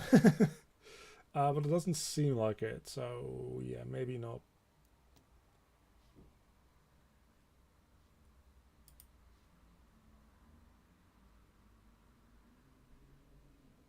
Oh, here, AI overview. Maybe that can help me. To create an editor utility action in Unreal Engine that spawns an actor of a specific class, you'll need to create an editor utility blueprint and specify an actor action utility and use the spawn actor from class node within the blueprint graph. I don't think so. No, I really don't think that's how that works. I think that's just AI hallucination bullshit. Because I think it's just mixing up stuff. Well, add to utility widget spawn actor from class. No, that actually might be it. Hold on. gonna give it another try. Because this is effectively just like transcribing a YouTube video with that as its title. So let's try one more time. Editor actor action utility is what it needs. So actor. That's not a option, my dude. I guess it means this one, editor utility actor.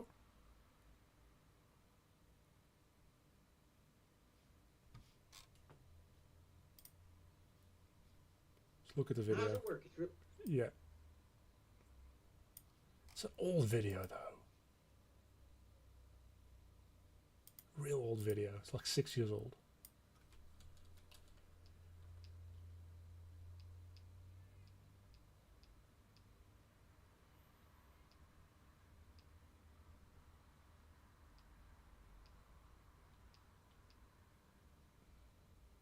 Yeah, so that just spawns things in at like world 000 when you press a button in the UI. That's not what I want, so never mind.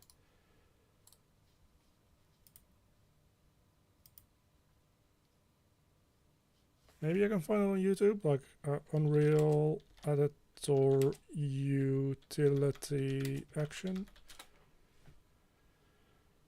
Accelerating your workflow within editor utilities. This is, I think, the talk that I had at some point.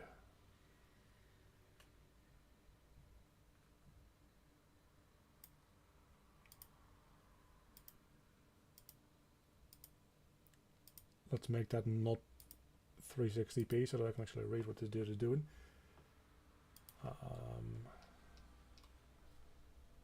Like before I even look at his nodes, I want to see this thing like in action to see whether or not this is what I was thinking about, because I don't think it is.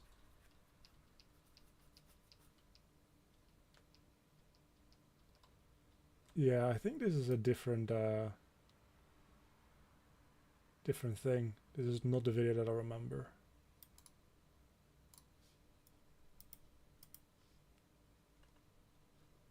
I think this might have been it. Extending the editor, making use of existing framework. I think that's a different video that I also did watch.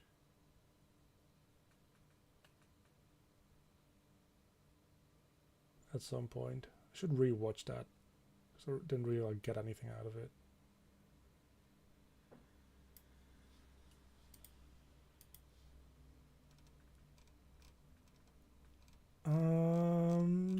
Yep, I don't think I can find it right now.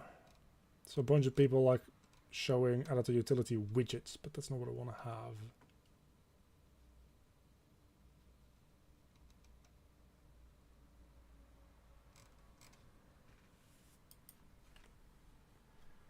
Just looking at the Unreal Engine itself, like editor utility.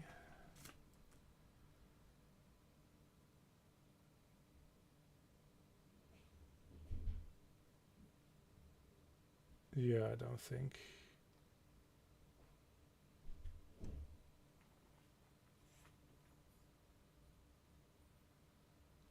Don't think I'm gonna find it just based off of thumbnails, to be honest. It's programming subsystems.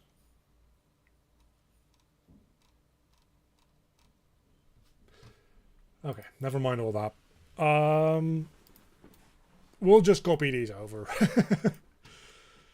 I'll find that video at some point again, and I'll be able to like make that scripted action, because it would be kind of nice. It probably has something to do with like widgets as well, because I would have to like have a widget to select the class that I want to like do stuff with.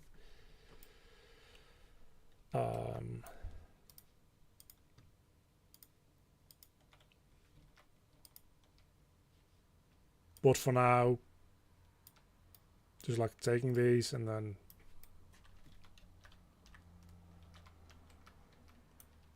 move them down the floor, rotate them a little bit, why not?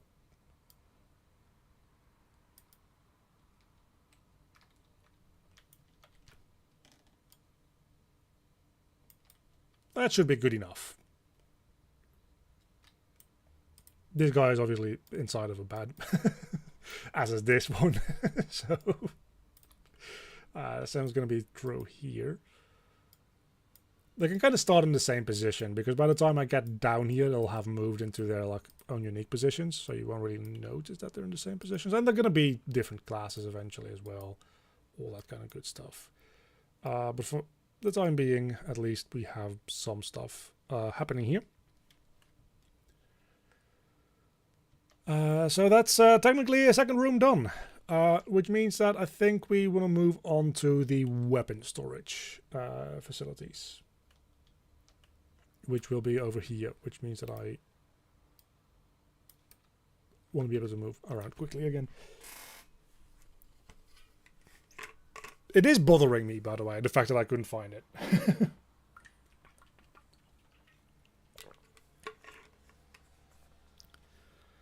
There's no way in hell that I'm going to be able to actually nail down the exact video that I'm thinking about. Maybe if I look for added to utility action.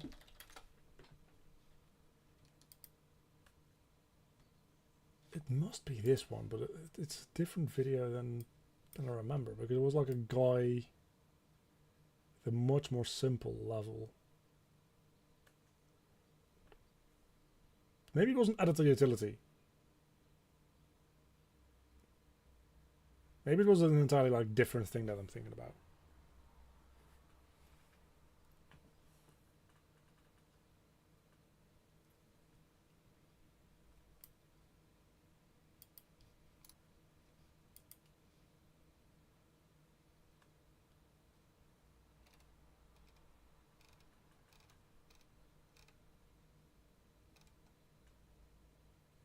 Just trying to like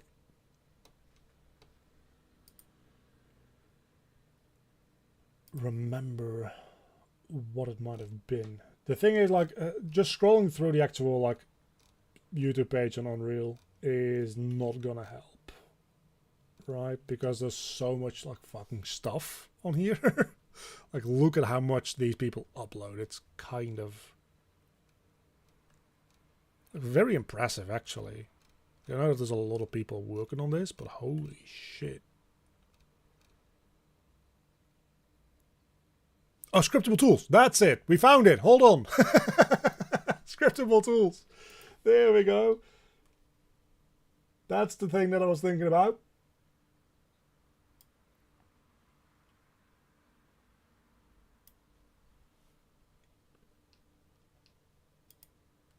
So is that like a plugin that you need to like enable? It is. You know what? Let's do that.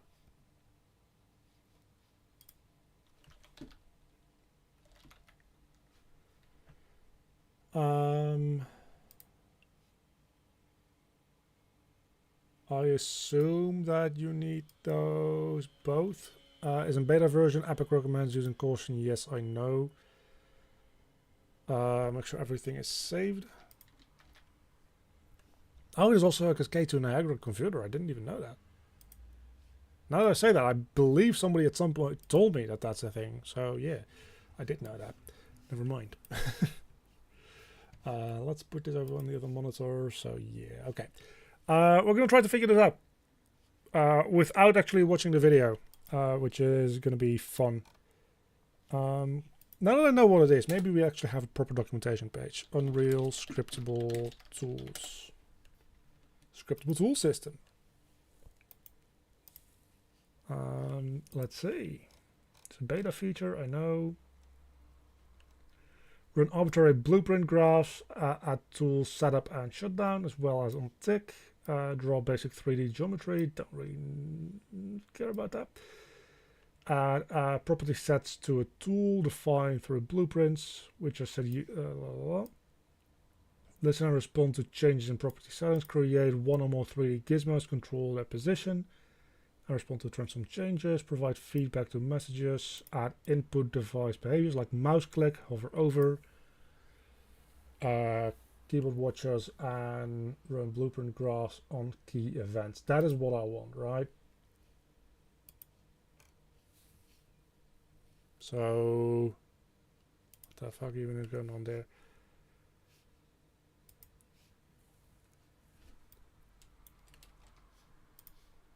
So we now should have scriptable tools.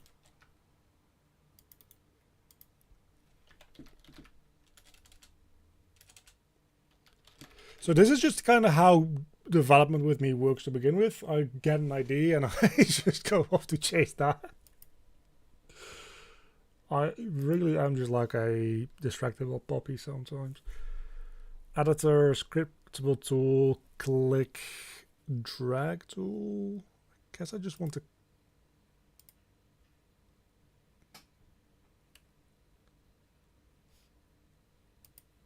I guess I want that one because I wanted to do something on click.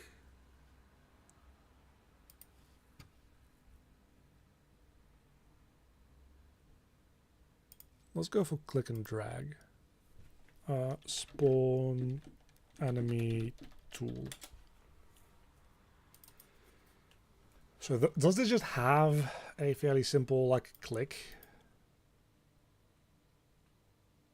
This is drag. This is hover. Doesn't have a click. You lied to me. I guess on drag end is just like mouse up.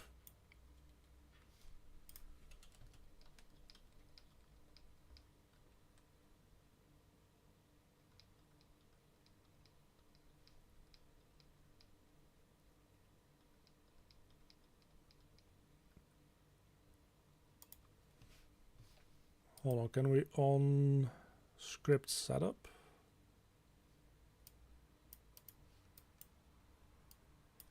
Add single. Nope, that's the wrong class. Can we just...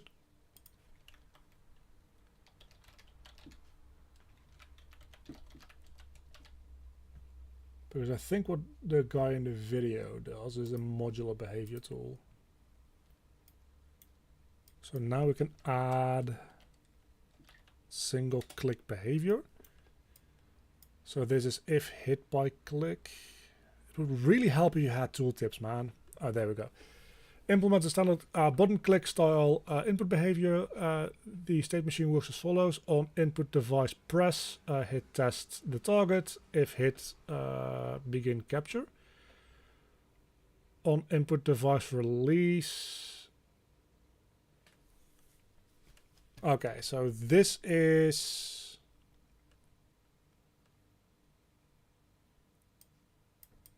I don't really understand the difference between if and on. To be honest with you.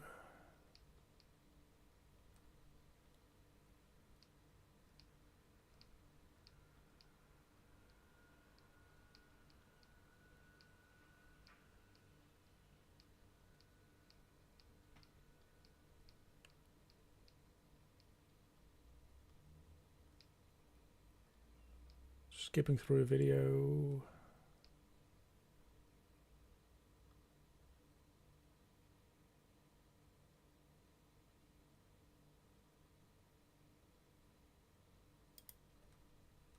Okay, so this guy seems to only implement the top one. So let's create an event.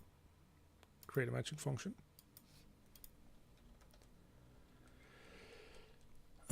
So we do world click position array or whatever. So split.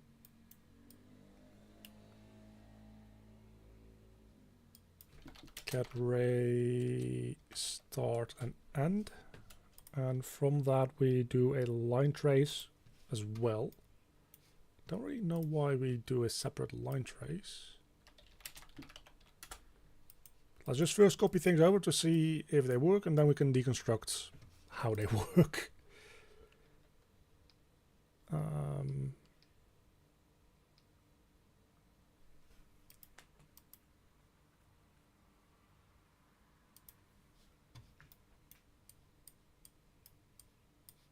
I need to just also watch this video with sound at some point, because this is we can just like make one of those.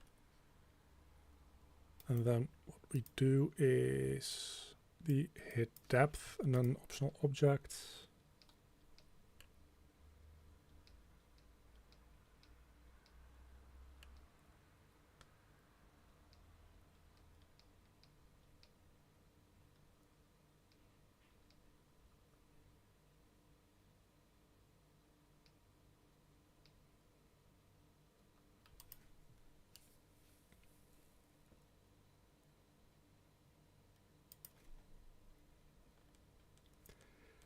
Yeah, there's too much going on here for me to follow along without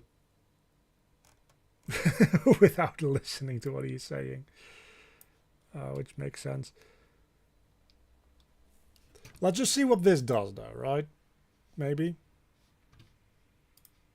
If we go into scriptable tools mode, we have like our tool. Obviously that doesn't do anything because it's only like returning that ray.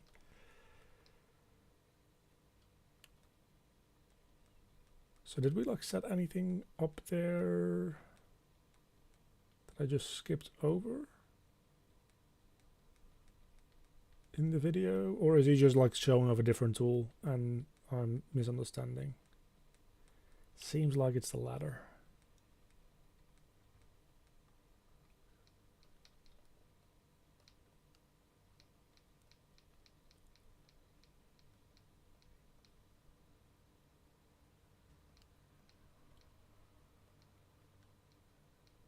Okay, yeah, so it's a different tool that he's showing off, and then he suddenly like has a different like finished blueprint, which is like really annoying. So we also have it add mouse hover behavior.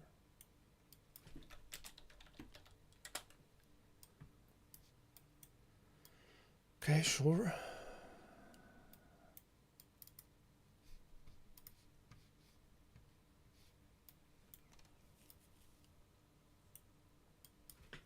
So let's just like, whenever we do this, like print the out actor's name so that we know something's happening or not.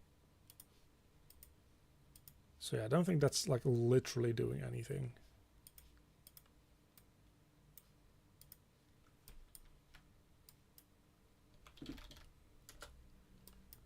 So what is this? This is...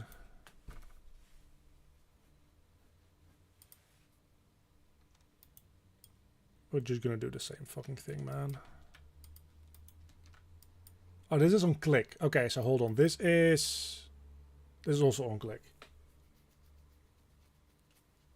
So what, again, what is the difference?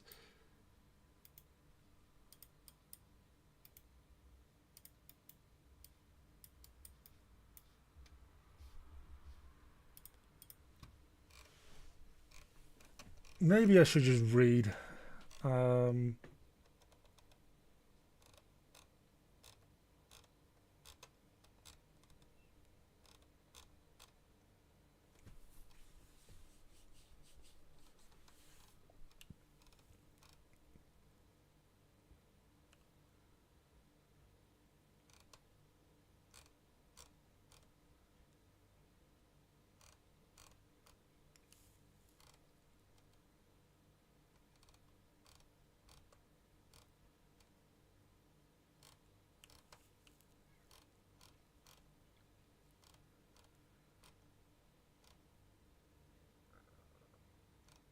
Okay, we have like properties, which are probably like the exposed stuff.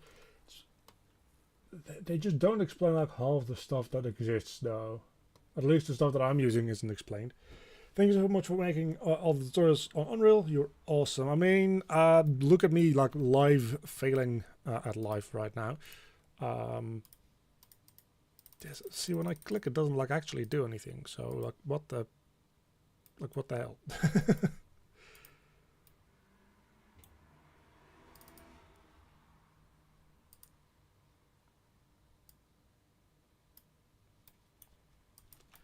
Oh, does it even... Or does this even fire at all? Because I don't think that it does.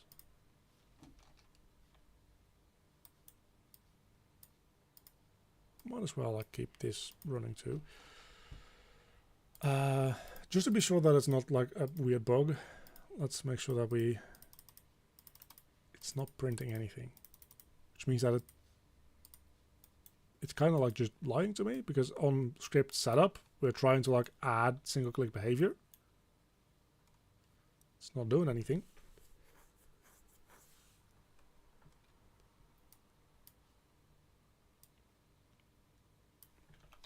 Let's see what it does when we try to create something for hovering. So let's create a matching function, current position. Current position.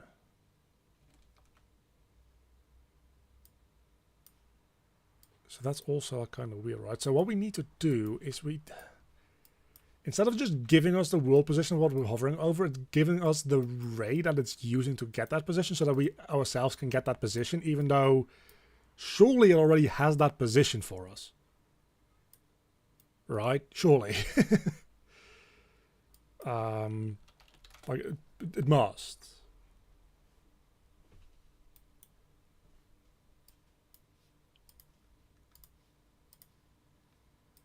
Maybe the print strings just don't work in this?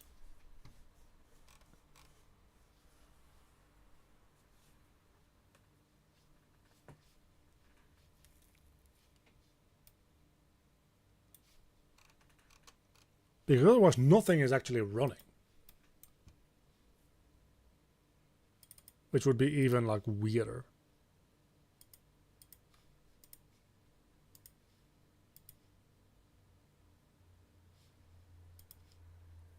So what if we like add some variables to this? Do those show up as like stuff? No, because those need to be like properties probably, right? That's what those property things are.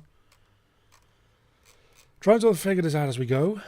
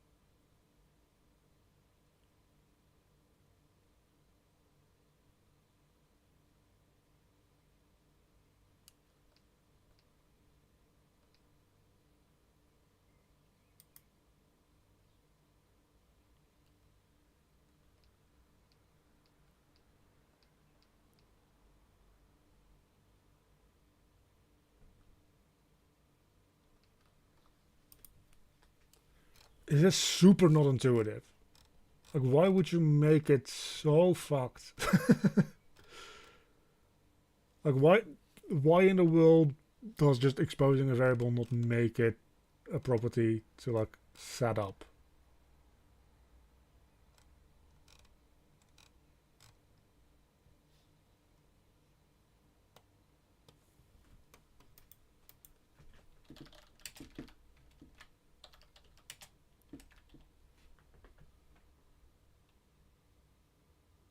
Watchable property maybe? But that's a property. So do we then like need to make something called a property?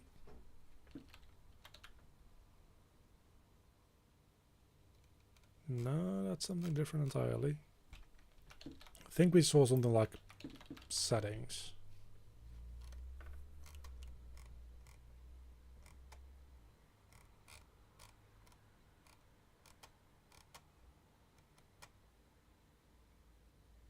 Scriptable tool can expose UI widgets to get property sets U object. Yeah, this.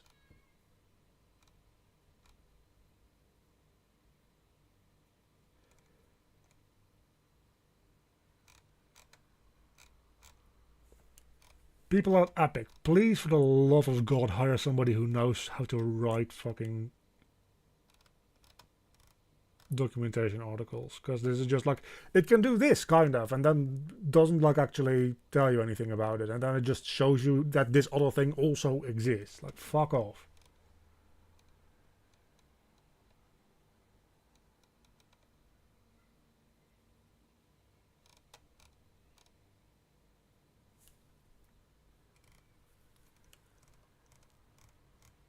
Right, I mean, if you guys did your job correctly, people wouldn't need to watch my video, so at that rate, like, don't do that.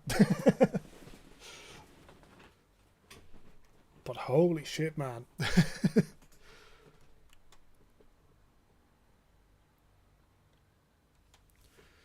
So this works really kind of skewed as far as I understand. So what you need to do is you need to make a property set blueprint.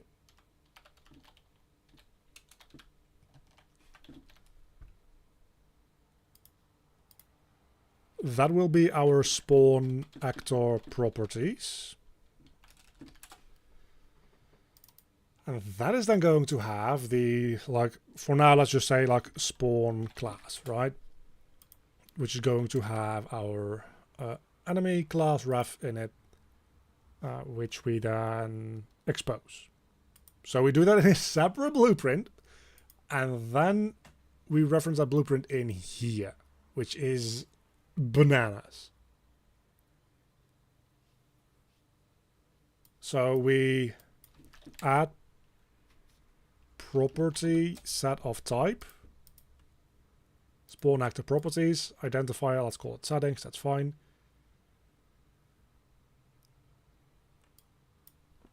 This gives me something that I still need to cast, so cast to spawn actor properties, and then we set that as a variable because we might need to, like, reference the actual values from it at some point. We're gonna ignore all of this stuff now. I just want to make sure, like, does this work? Essentially, right? Does this now give me... It does. Okay, so now that gives me the spawn class to choose which class I want to spawn. Well, that's fucking something.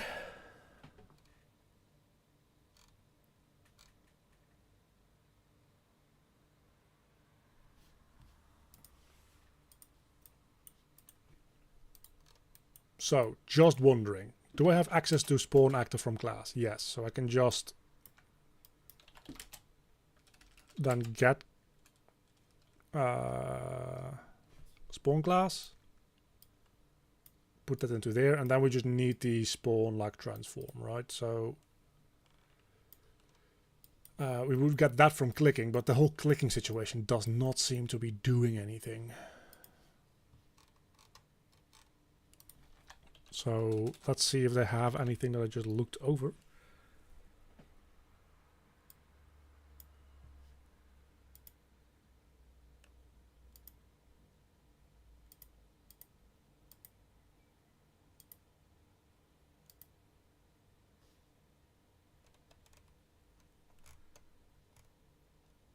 Yeah, the modular base tool. So this is kind of what I'm talking about, right? Is we have, look, we have the modular base tool. Base tool C++ class, blah, blah, blah, blah. Exposed behaviors include the following. Click and drag, hover, mouse wheel, multi-click, click and drag, click or drag, I'm sorry, single and multi-keyboard inputs. Screenshot with all those like things existing. And then it just moves the fuck, then it just ends the article. Like, hey, maybe explain some shit about this. Wouldn't be a bad idea, would it? Like, am I being unreasonable for expecting this to be, like, expounded upon? Because I don't think I am. I think it just kind of ends there.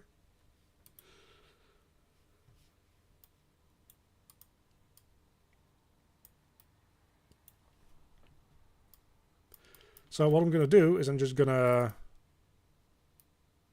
We're going to add this single click behavior now. It's like one of these fucking functions will do it. Probably should name them, to be fair.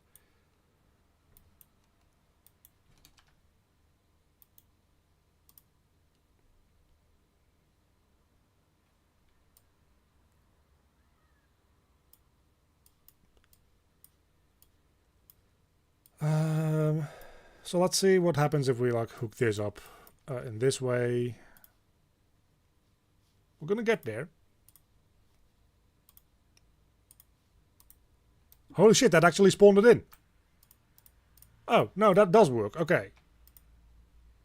Great. Cool. Sweet. So that works. The only thing is that it does spawn them in the floor. So I guess what we want to do is... Why the fuck is it? Accidentally selecting. Sure. I I guess we want to make sure that this spawns in, try to adjust location maybe. It would be nice to have a preview as well, but like one thing at a time, right?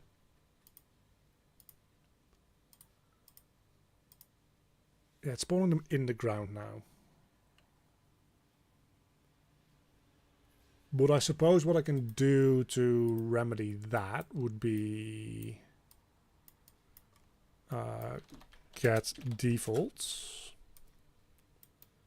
and in the character somewhere in here.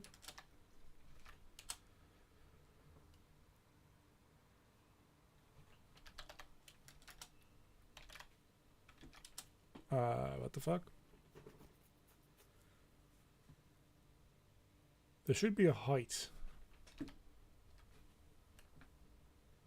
says an eye height. Why can't I get the capsule's height?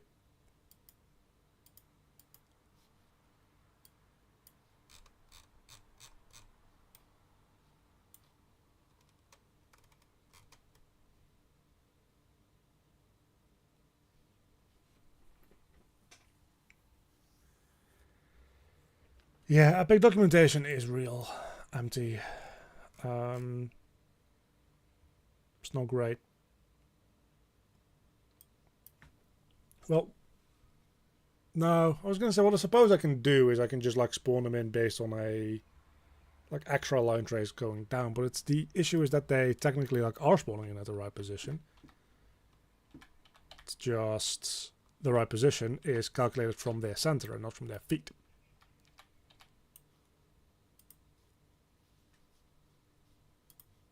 So at best what I can do is just like add like 200 to it.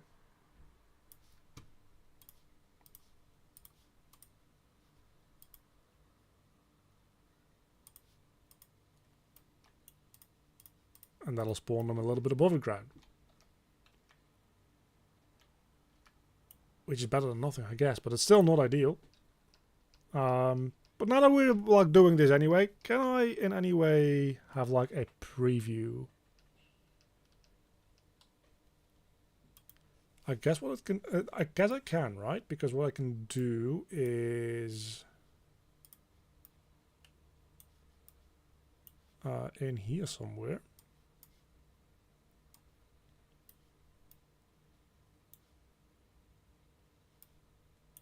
I guess we can watch that property as well. We add that property then, and then we can watch property. And then the property sets to watch will be this, and the property we want to name.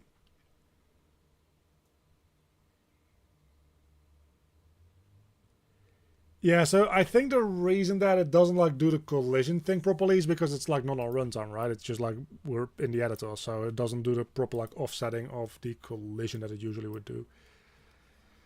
But I think if we just like do this and then we unmodified like create an event. Let's create a matching event, sure. Looked it up directly. What we do is we have a preview actor. Should be an enemy thing. I'm just doing this entirely like of a vibes, so I don't know that this is necessarily correct. But if this is valid, we destroy it, and then we spawn in a new one.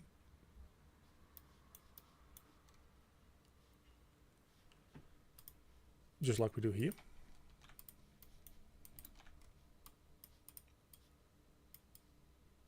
And for now we can just set the default location to 000, I guess, because then we're going to set that new preview actor to being this, and then we're going to update this on hover.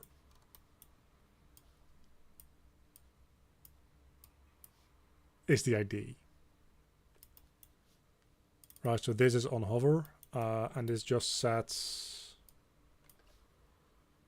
our preview actor, like set actor location to the out hit location. And that should happen every frame, I think. So let's put that to the test.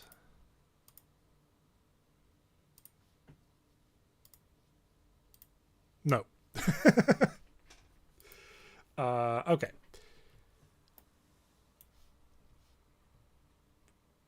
That was wishful thinking, I suppose.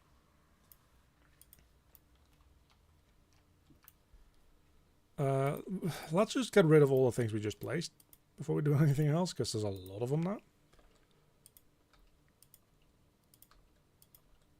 Did it also like just place a bunch of them at the same place? Or is that just me? It's just me double clicking, probably. No, it actually did.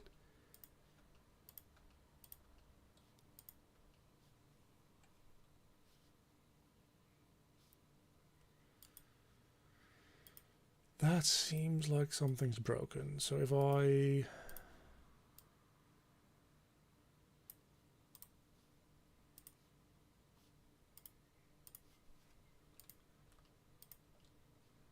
That spawned in too. That spawned in too as well.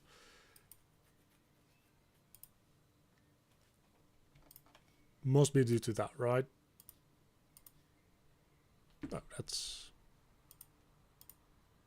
not what I wanted to do. Like if I do this, does it still spawn into? It still spawns into. What does it spawn into? Oh.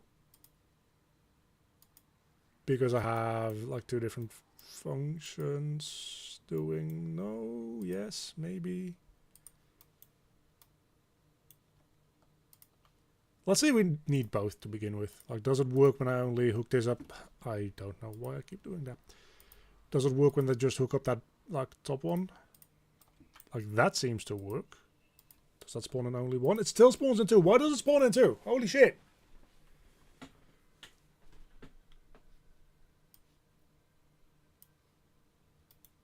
I guess this might be on either up or down. Again, it doesn't fucking explain itself.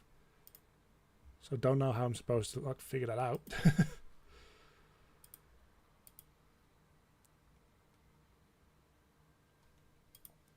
But I guess let's take it out of here.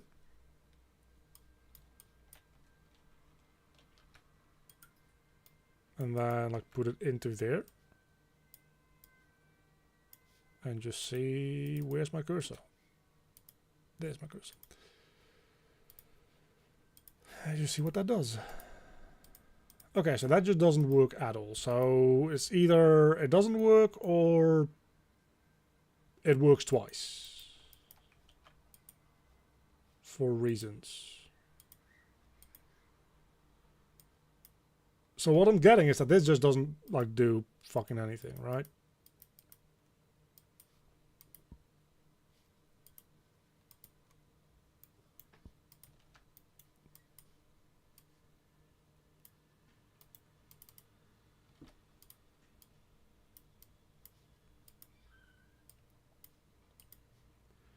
Unreal, can I please have my fucking cursor back? Thank you.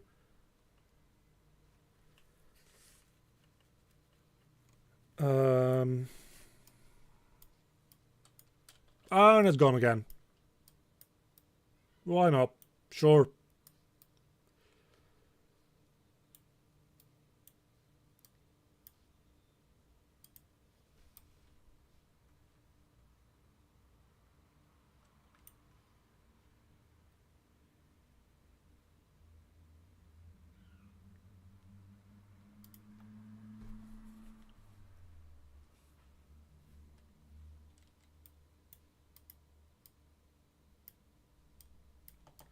I do wonder though, because this should be watching that property and like spawning in this thing when that property changes to begin with. Oh, it only does that when the preview actor is valid. Yeah, so that should actually, that's my bad. Should also like get class. No, it needs to do all that. I guess we, well, we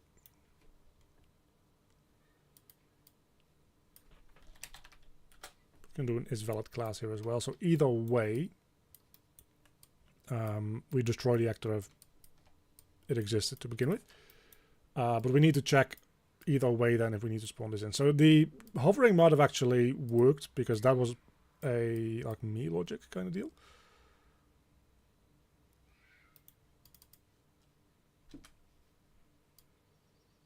Unreal fucking with your cursor is like actually the worst thing ever. So if it's a valid class, it spawns in a new one and then it actually sets the preview actor. So maybe preview actor setup does work. Let's see. We do want that to actually be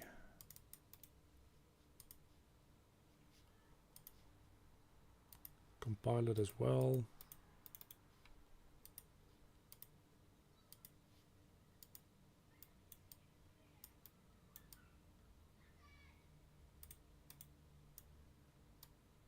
So yeah, it spawns one on click in and it spawns one on click out. So that seems like something that I can actually manage in some way. Because we can just check this on a equal enum. We check this on the left button. Does this not give through like a full mouse event for like it going up or down? Because right now it's just checking whether or not it's left, right, or middle button.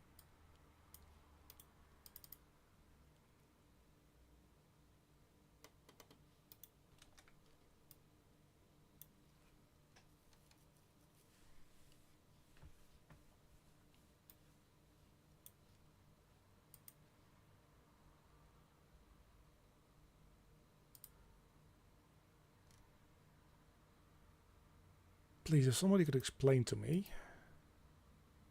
Why is there no tooltip now?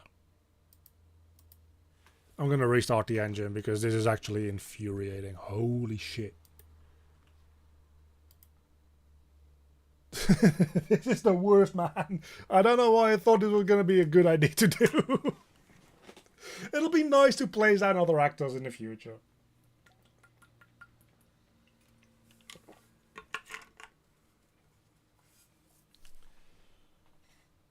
But it's not nice right now. Right now it is, I think, the proper, not overstated at all, word for this would be legally classified as torture. Like Epic Games is indirectly committing war crimes against me. Because this is fucking... What the fuck? But again, if we actually learn a bit more about the system, it might be like it might make for great tutorials as well. If I can actually like get my hands on how this properly works, because it feels like this is like super useful stuff to like learn to do. And I guess hopefully it's entertaining for you guys to watch me learn something. Also, enjoy dinner, David. I guess you're not here anymore, but I'm a little focused on things, so I'm a little slow at reading chat today. I'm sorry about that.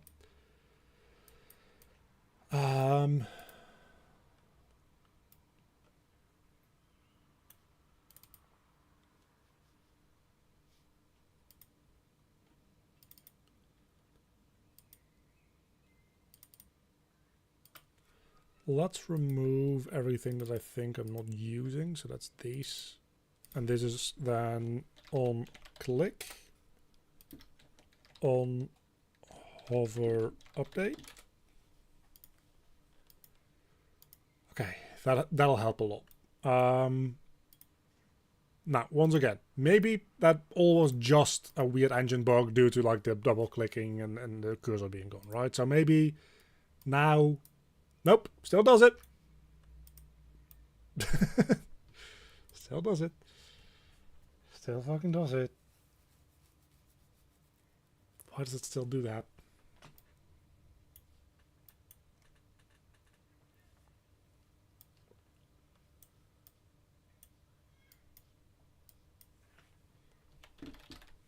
Once again, do another create event. We'll make a matching event for this one.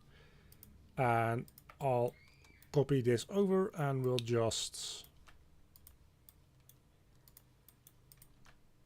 I think I already tried this.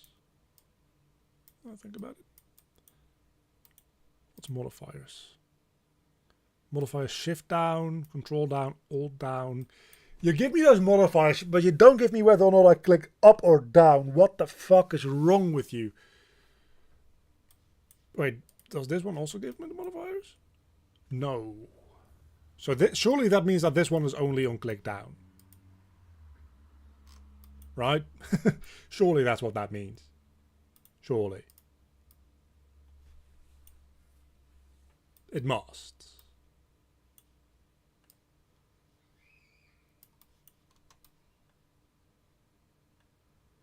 That must be what that means. Oh yeah, that's not gonna work.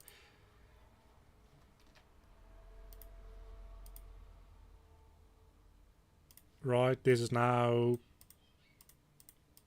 just not doing anything. That's what it is.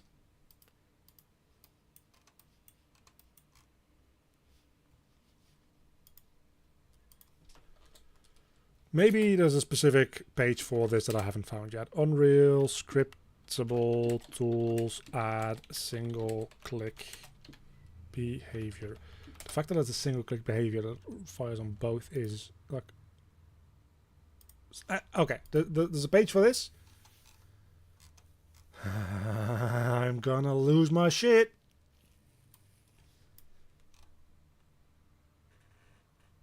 This is not documentation. This is a list of inputs for the function.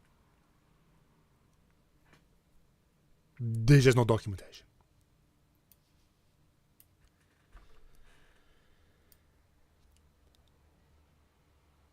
Set machine works follow. On input device press. Hit test the target. If hit, begin capture 2. On device button release.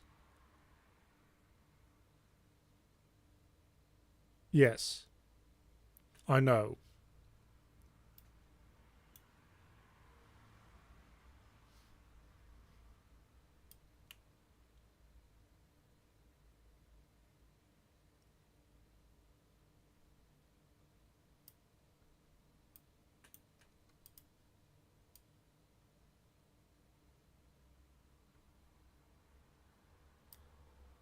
You can disable the second hit test using hit test on release property.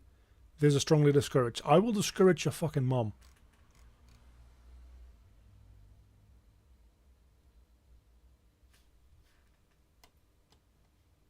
How do I disable it though?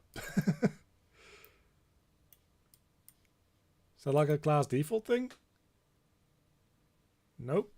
So where do I disable it?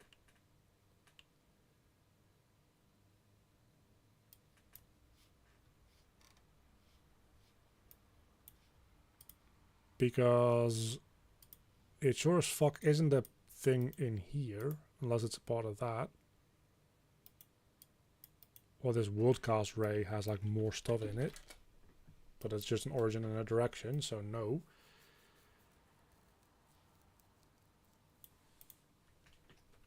Hit tests.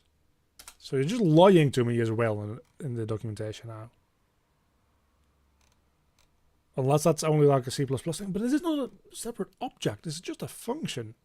Right?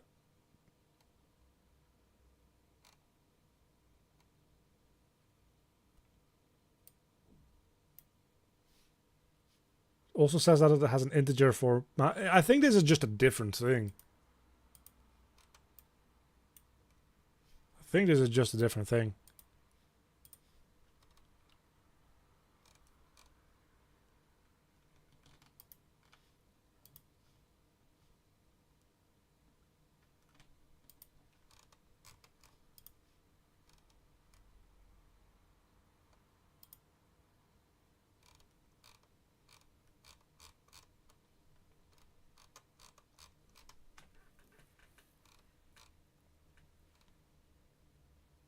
This page actually does it, thank goodness.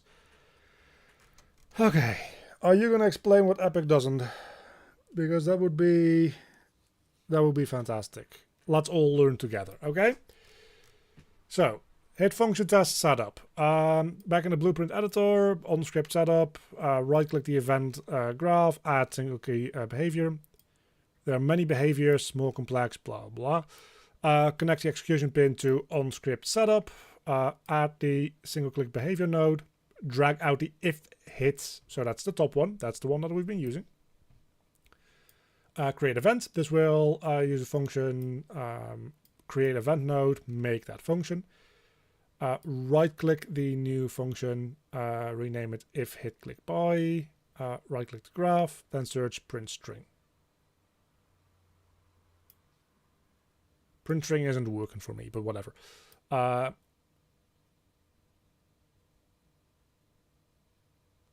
So do the print string. Sure.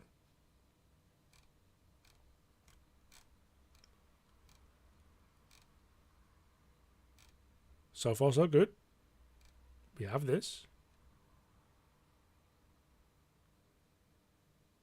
Oh, those are the outputs. Those are the return values. So we can, hold on, that's the thing. Fucking getting it now.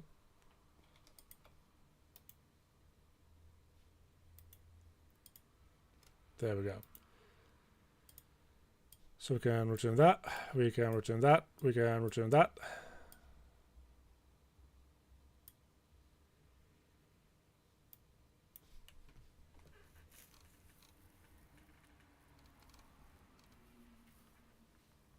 But that still doesn't give me the information that I need.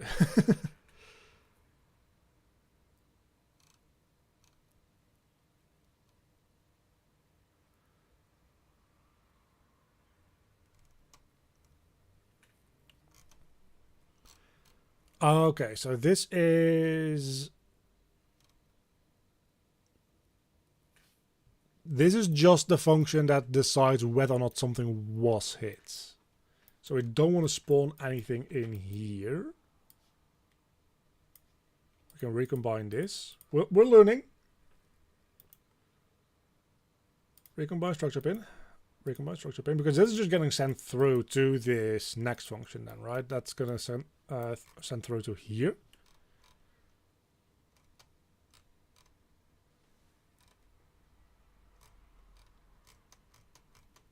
Because we then, yeah, so this, why isn't that working then? I guess we don't need, oh, because we don't need to do this again, probably. Well, no, I think we do. Because this is just a X and Y, yeah. An event graph, on hits, right click the graph, then select spawn active from class.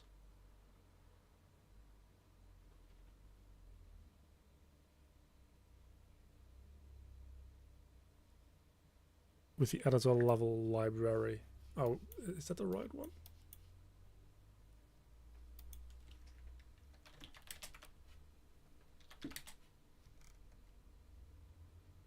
I think so, but we have context sensitive on, so it should be.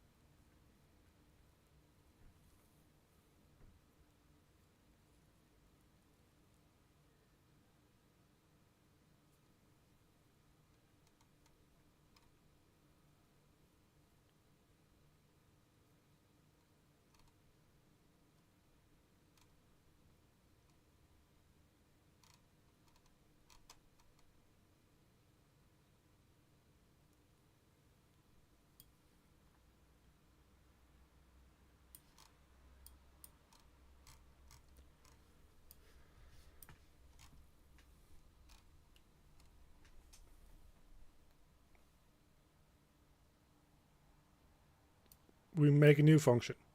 On hit by click, sure. Here we do spawn actor from class. You can. It says that you can cache this as well as a variable, but like honestly, I don't at the moment care. So let's do this.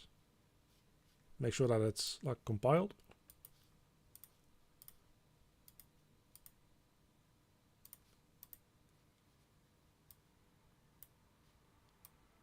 Now it only does it on release. Okay. Holy shit. Okay. All right.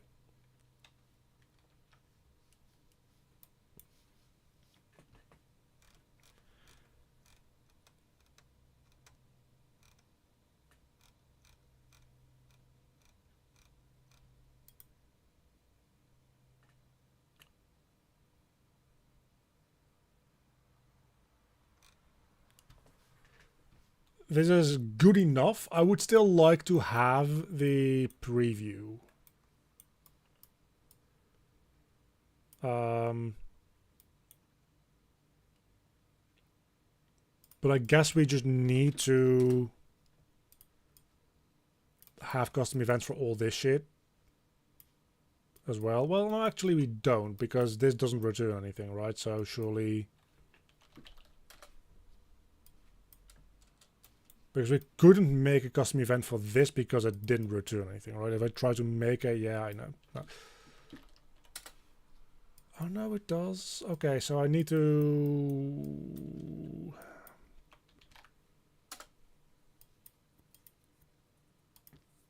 Yeah, so that does return stuff. Okay, what does it return? Input hit ray. So I guess we just kind of like do...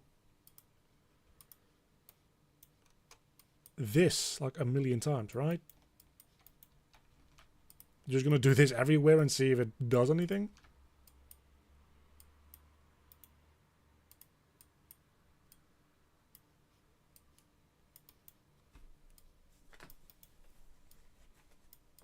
Oh, I guess that this is the... That's the thing. This is not doing a ray trace or raycast at all. That's the function we set up, is doing the ray.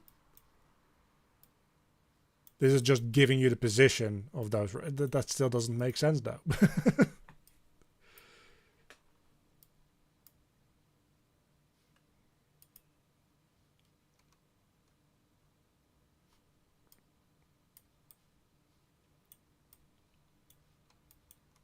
Oh, yeah, on click. That doesn't... Oh, hold on. That actually spawns in the proper class at 000.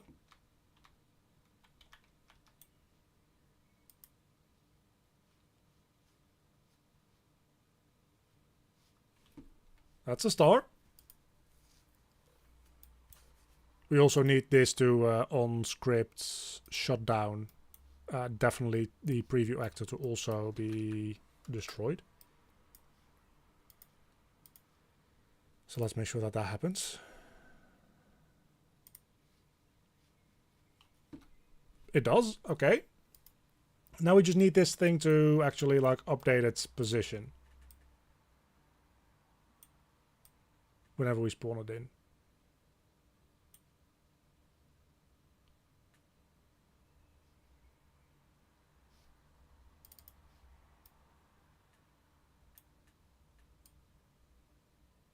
Which it doesn't seem to be doing. But I guess that means that we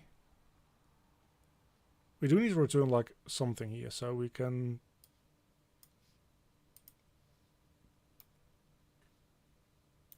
maybe like return true there. That's what we need to do.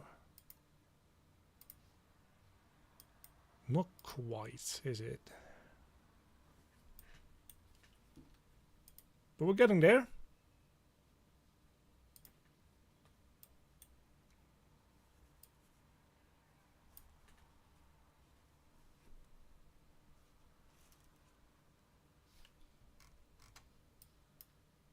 Maybe now that we have this set up, I can go back to that video and just kind of like steal some ideas away from how they have it up, set up. Hold on.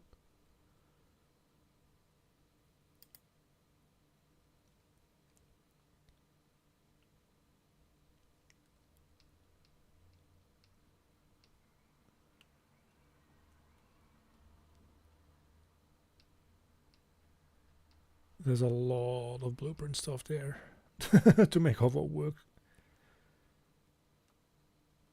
Seemingly.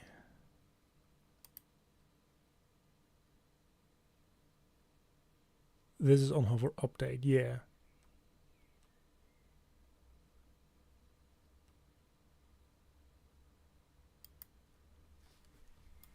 So maybe this is a weird ID. Oh, that's watch property. I know hover update is a function. I was going to say maybe it just doesn't like it being an event, but it's not.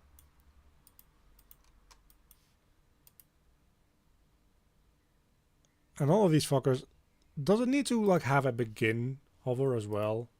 Like, does it require having that?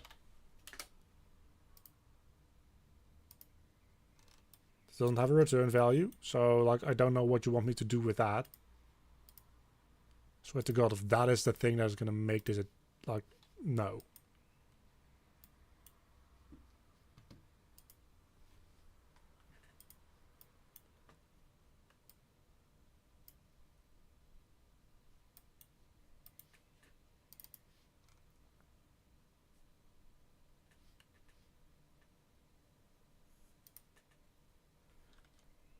And this very much is just a set actor location, right? Yeah.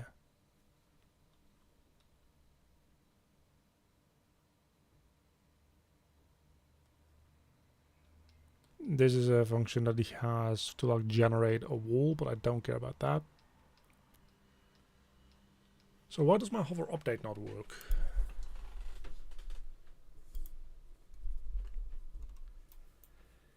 Is the question that I ideally would like answered. I'm gonna try again to see if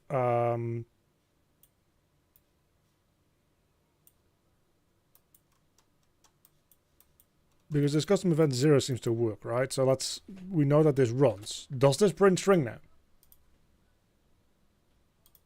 When I click on like anything, well, maybe that doesn't, well, that's not gonna work either. Yeah, the print string still does not work. So that makes debugging this stuff a little annoying. Well, we don't need this anymore. Neither do we need this.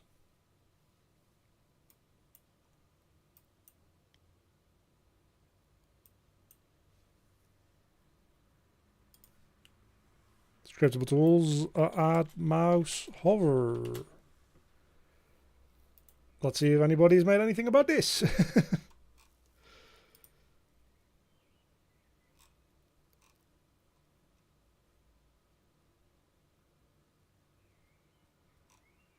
Yeah, not so much.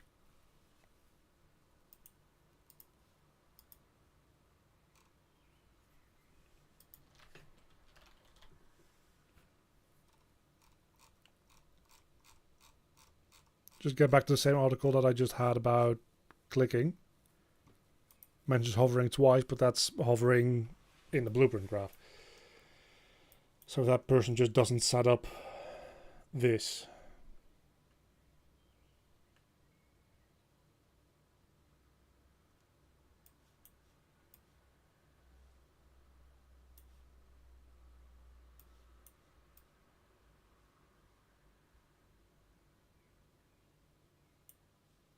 Does it just have...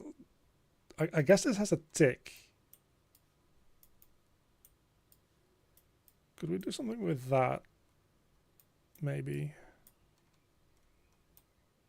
Not really, because we need the like ray info.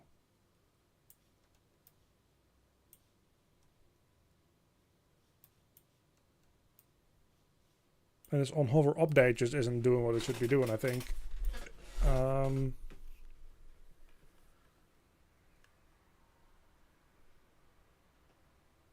Oh, no, I'm an idiot. The reason that it's not working is because I'm just putting that origin and direction right into... No, recombine, please, recombine. This is an origin and a direction, not a start and an end point. That's why we need this get ray start end. So if I do that and put those in instead, that might actually make it work. Let's see. Shaman. There we go. See, that works. Well, that's actually... Okay, that's kind of fantastic, man. I kind of like that. I kind of like that.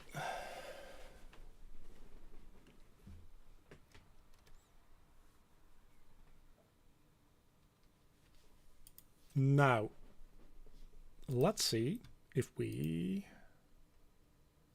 like... Yo. Let's just make that like a rotator, actually.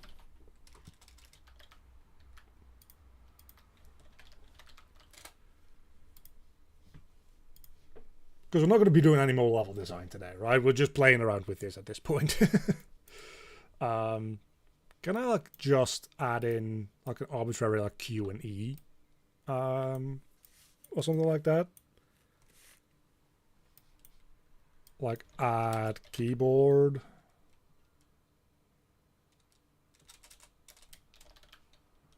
Like add single key behavior. On key Q. On key pressed. Create events.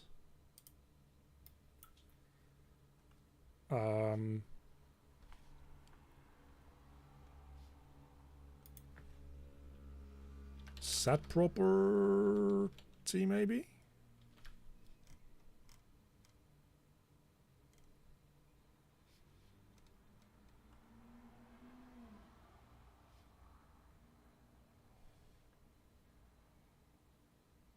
I guess we don't actually need that to be a property, do we? We can just make this a rotator in here.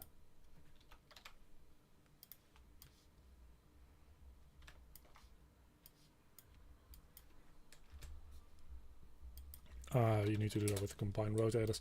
And then just add like 15 degrees to this.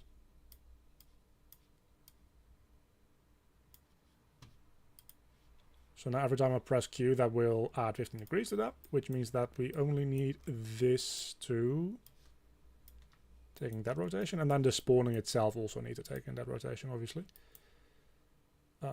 Which actually, well,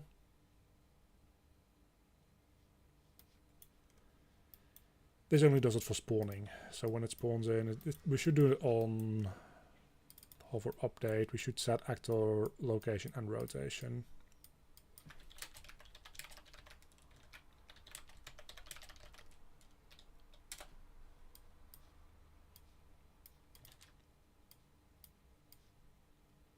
And then when we spawn in the actual actor, it should also use that rotation. Which we do in there.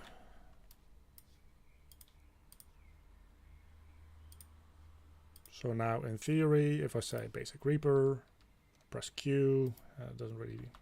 Oh no, it does. Look at that, man. Look at that.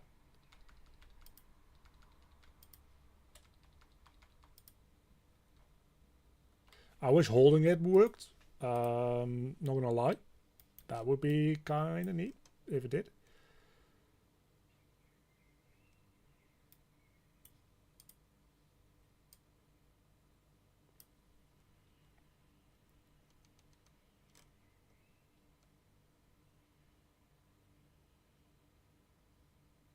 Maybe we can do that with like multi-key and then scroll.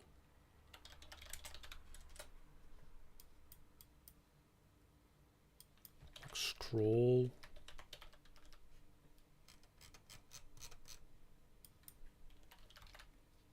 Mouse wheel behavior. Mouse wheel behavior.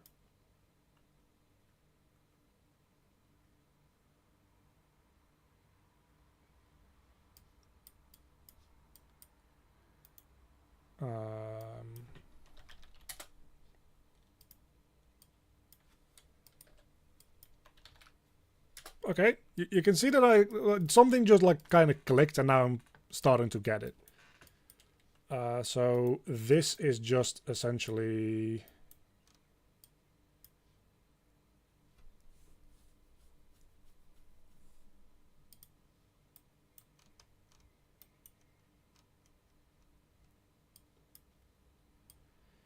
As long as we're hitting something, I guess the scroll wheels should do that, otherwise not, maybe? I don't know. But yeah, we're just like taking this in and putting that out again. That's what I'm thinking. Should scroll wheel do stuff? It gets its current position. So that actually... Yeah, no, never mind. That does what it do.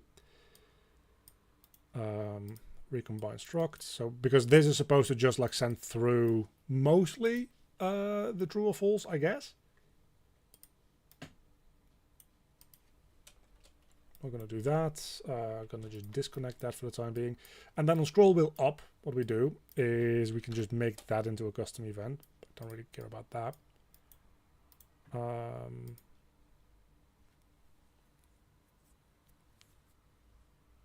We can check if, let's say, control key is down. And then we can add in, again, combine rotators. I'm going to do this in increments of like 5 degrees. Now we're using scroll.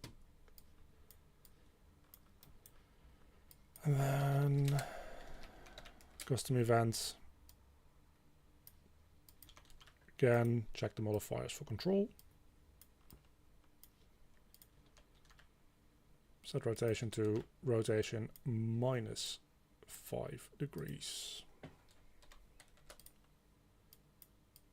This might be intuitive the other way around. I always just have to like feel it out with these kind of things.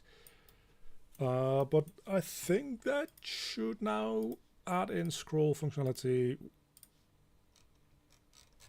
Yeah, so 5 degrees is a little on the low side still. But that's just a matter of saying, well, actually, like 15 was a pretty good one. So we can just like do 15.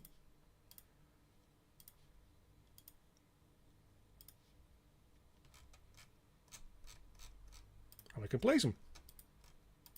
No problem. Fantastic. So that makes enemy placement so much more convenient. Now I'm going to need to clean this up because I placed a metric fuck ton of enemies. It might also be nice to automatically set them to, by default, be spawned in as being active.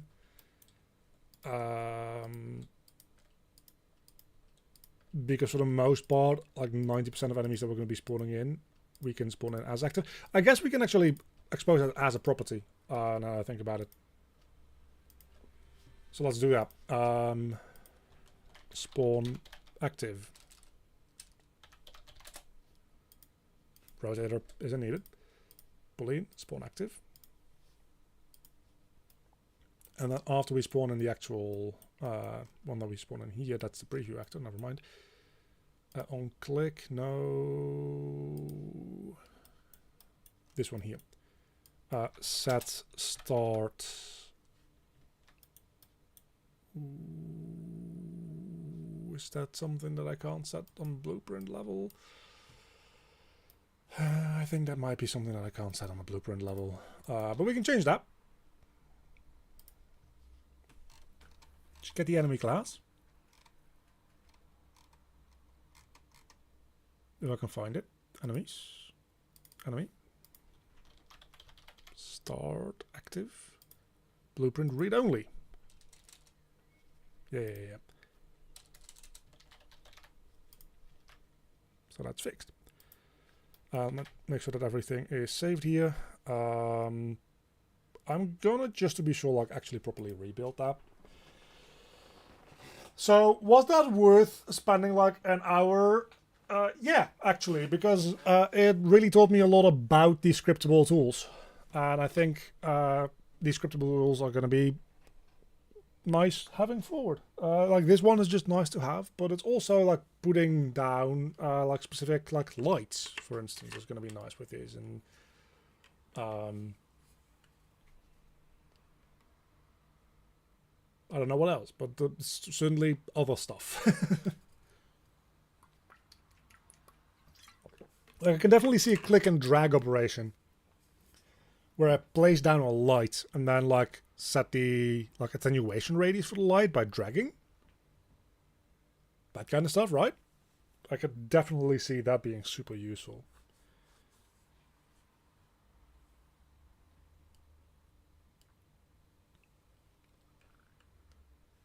Or even having like a light editing mode where maybe if I can like click on something, if I can see what type of actor it is, I can make like the drag operation do something else, even in combination with like those modifiers. So if I like control click on a area light and then drag, maybe that changes the width, but if I shift click on it and I drag, it changes the height. And then if I do like, I think the last one was alt click on it, it might change the attenuation radius. Having all that like in editor under a couple of like click and drag operations is going to be like super cool to have. As well as just like being able to like easily place in a lot of enemies as well. So yeah, I do think that that's gonna like be pretty cool in the long run.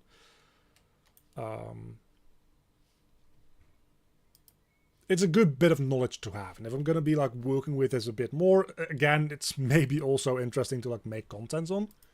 I don't know how much tutorialization in video form there is about this yet. I definitely need to learn more about it before I do that, because I'm just like getting into it a little bit now. But it's really whack.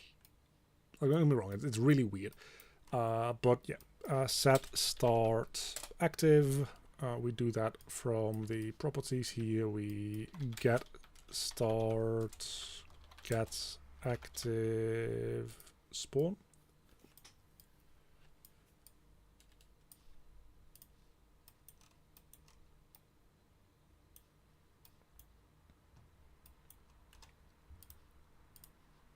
So this now, if I go to scriptable tools, set this. I probably should set this to like a default.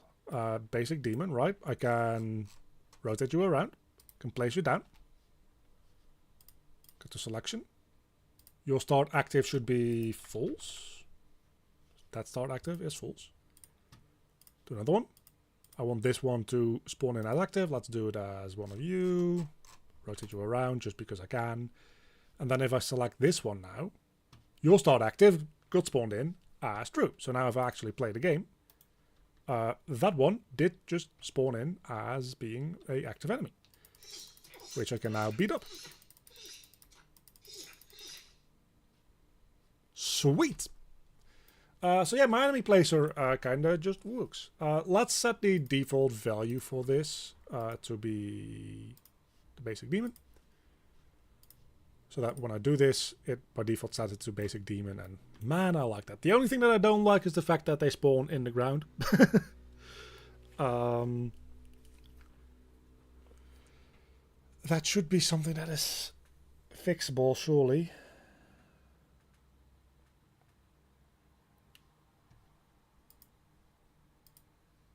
Well, I guess because we actually have this as a preview actor, we have an instance that we can pull stuff off of, can't we? So the preview actor, we can do stuff. Hold on, we can do stuff.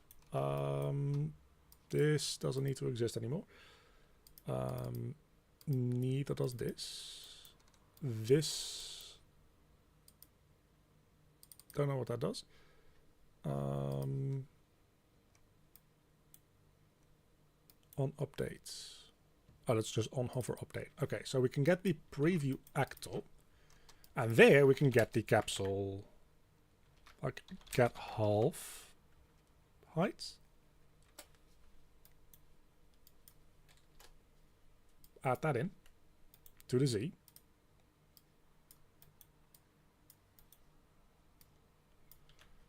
And then do the same thing with spawning, which we do here. Nope, nope, nope, nope, nope, nope. Only to the Z. Not to everything. Did that other one... I did do it properly. So now that should... That, oh... Well, we probably actually don't need to begin over, right? That probably wasn't needed. Maybe that was needed. I guess we're about to find out. That wasn't needed. Yeah, so now it actually... well, I can't... While I'm doing this, actually zoom in. Well, I might be able to, I can still do this. So now we can... actually have them properly set up. Man, that's cool. That's really nice. It's really sweet.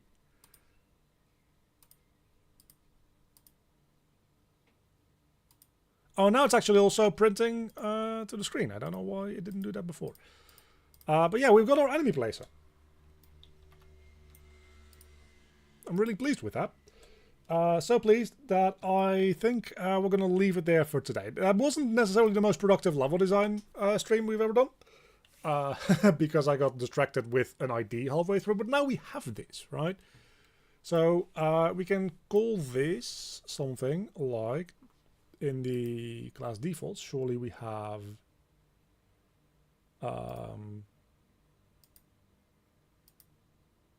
Can we give it a name? Tool name? Enemy placer.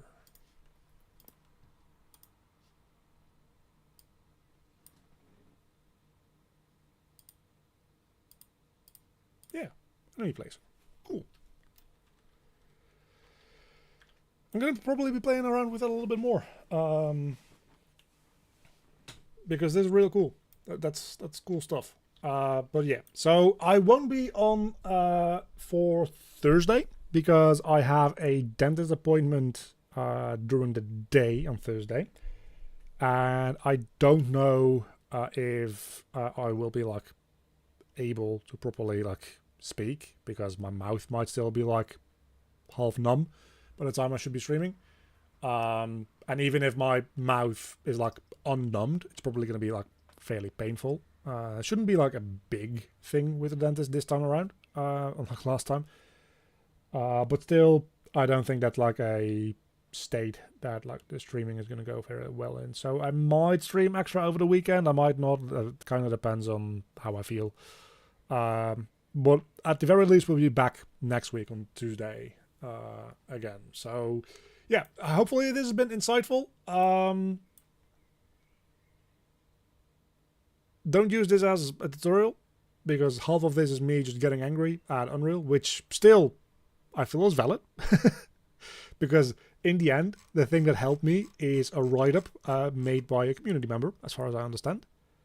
Or maybe not, actually. Maybe this is... Either way, it's a mess. So maybe 2-3 months down the line, that's something that is tutorialization worthy on my end as well. But for now, thanks everybody, and I'll be back at some point in the future.